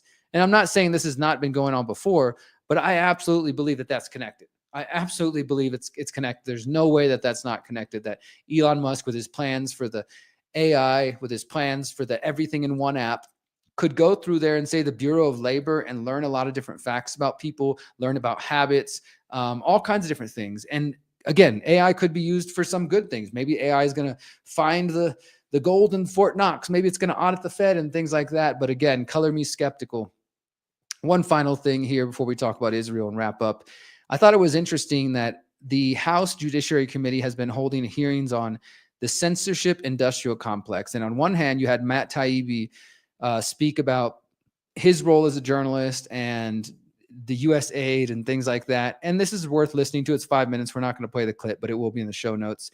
But then you also had this other journalist, Free Press Action's CEO, Craig Aaron, who also testified about the censorship industrial complex. And it was interesting because he took a totally different angle. He said, My concern is putting billionaires who are unelected in the White House and giving them access to data and having them use social media platforms to boost the president's, supporters, and then censoring other people. Like, they both were taking different angles, but I think they're both important. There is a censorship industrial complex. And if you think it's only been used or only going to be used by the left wing, the progressive, the radical left, Antifa, whatever, you're just ignorant.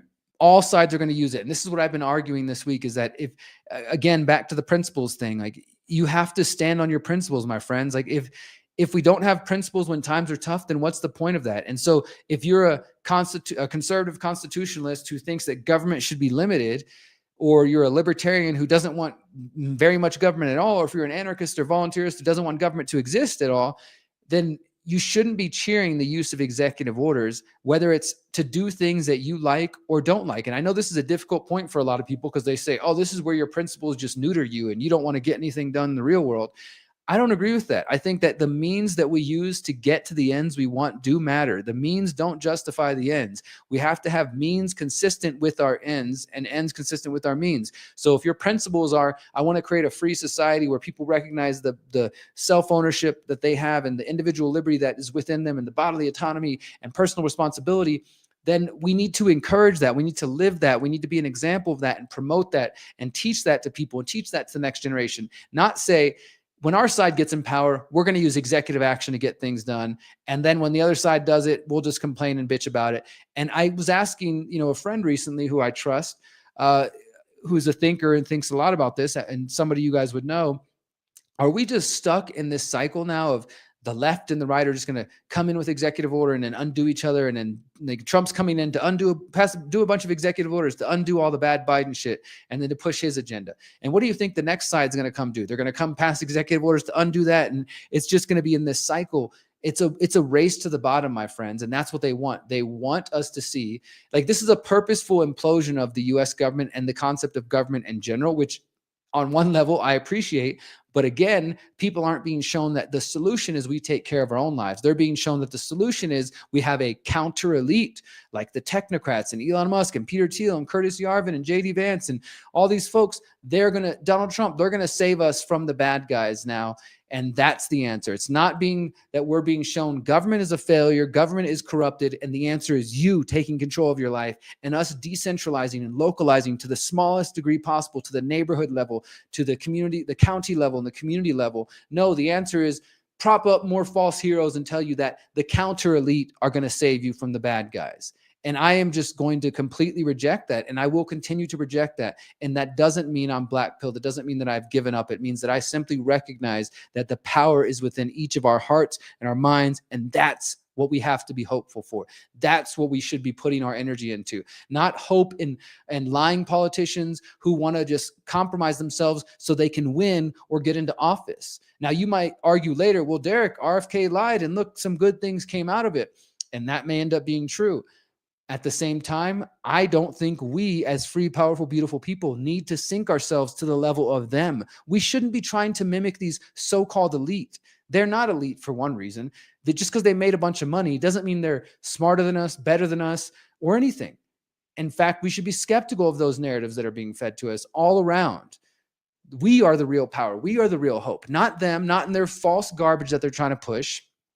And us coming back and really organizing down on the community level. And again, I empathize and I understand that most people are tired. You're working 40 to 60 plus hours a week.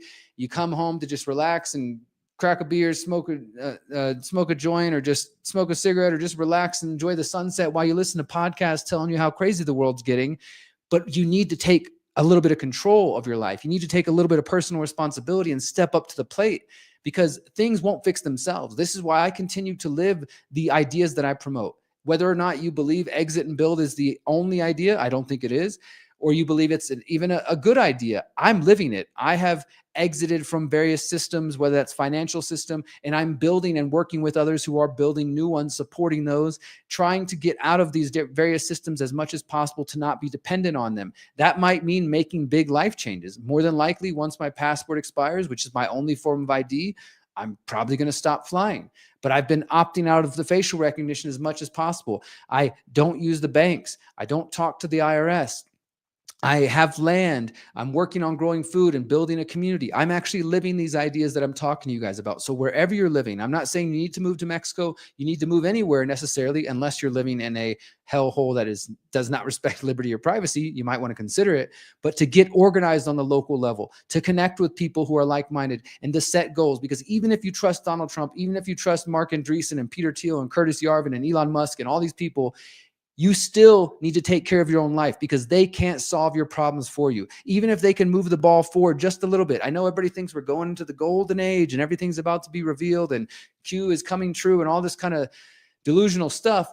But even if you believe that, they can't fix your day-to-day problems. You still have to work on your inner healing, your own shadow work, get through your own internal tyrant, your doubts, fears, and insecurities. You have to empower yourself. That's the answer, my friends. So I am not black-pilled. Me and my colleagues are not black-pilled. We are fact-based, we are realistic, and we are hopeful for the coming generations. But we just see that so many good, well-intentioned people are being sold a lie, and they're falling for this false heroes that are propping them up and showing them garbage that they think is going to save the day, when in reality, the answer was always right in front of us. It's for each of us to look in the mirror, take a second, look in the mirror. That's the person you've been waiting for. I can't solve your problems. Elon Musk is definitely not going to solve your problems. Donald Trump's not going to solve your problems. Whatever crumbs they throw us from the table, my friends, are mere just fractions of what we are capable of. But if we allow ourselves to fall into this trap of thinking we need daddy government, we need the strong man, the great man, the counter elite to come save us, we are going to continue this cycle of humanity being dominated by external forces over and over again, mentally, physically, and spiritually, because we refuse to step up to the plate and say that, damn it, I'm a human being. My life has value, and I am going to claim that, stand strong in that for the coming generations. And I'm going to stand strong knowing that my ancestors are with me, and say, fuck you to these technocrats. I'm in charge of my life, and you're not. All right. I think I got one more story, and then I got to get out of here, guys. I think I've kind of covered the BlackPillers thing already throughout the whole show, so it's just been mixed in here instead of being a segment. But hopefully you guys can understand my frustration of seeing people out there doing podcasts talking about me and my colleagues and saying we're a black-pilled and negative, and trying to get you guys to just believe in fairy tales instead of acknowledging facts.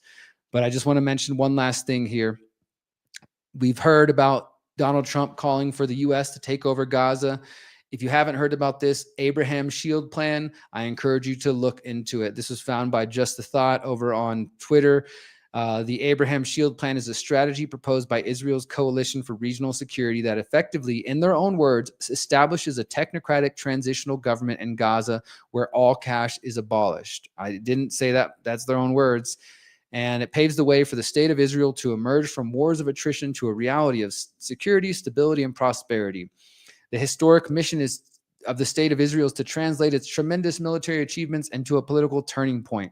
1, closing the front in Gaza, returning all hostages, establishing a technocratic transitional government in Gaza, and a regionally led de-Hamasification. Cash in the Gaza Strip will be abolished. Zero cash. An advanced mechanism of monetary supervision will be supplemented. And here's the link to the white paper. This is not the first time, of course, Israel's been on the forefront of the technocratic state. As AI-created mRNA technology is completely intertwined with this vision. And there's an article, Pfizer uses Israel as the world's first laboratory to study its COVID vaccine's efficacy and not promote safety. So just one little thing, and I will be looking further into that, the Abraham Shield plan. I'm sure you're going to hear more about this, guys, because unfortunately, somebody said it earlier in the comments, if it happens in Palestine, it's going to happen elsewhere. They are, unfortunately, the test bed for this AI, drone-based, freaking psychological and technological technocratic warfare that is coming to other parts of the world. That doesn't mean that they're going to win. That doesn't mean that everything is doom and gloom, but ignoring that they have plans will do us no good. Guys, I want to remind you, my website is theconsciousresistance.com. You can find all of my upcoming talks at theconsciousresistance.com/tour. For those of you who haven't seen, we did release the latest episode of the Pyramid of Power, Chapter 16 on religion and secret societies last week. Check that out.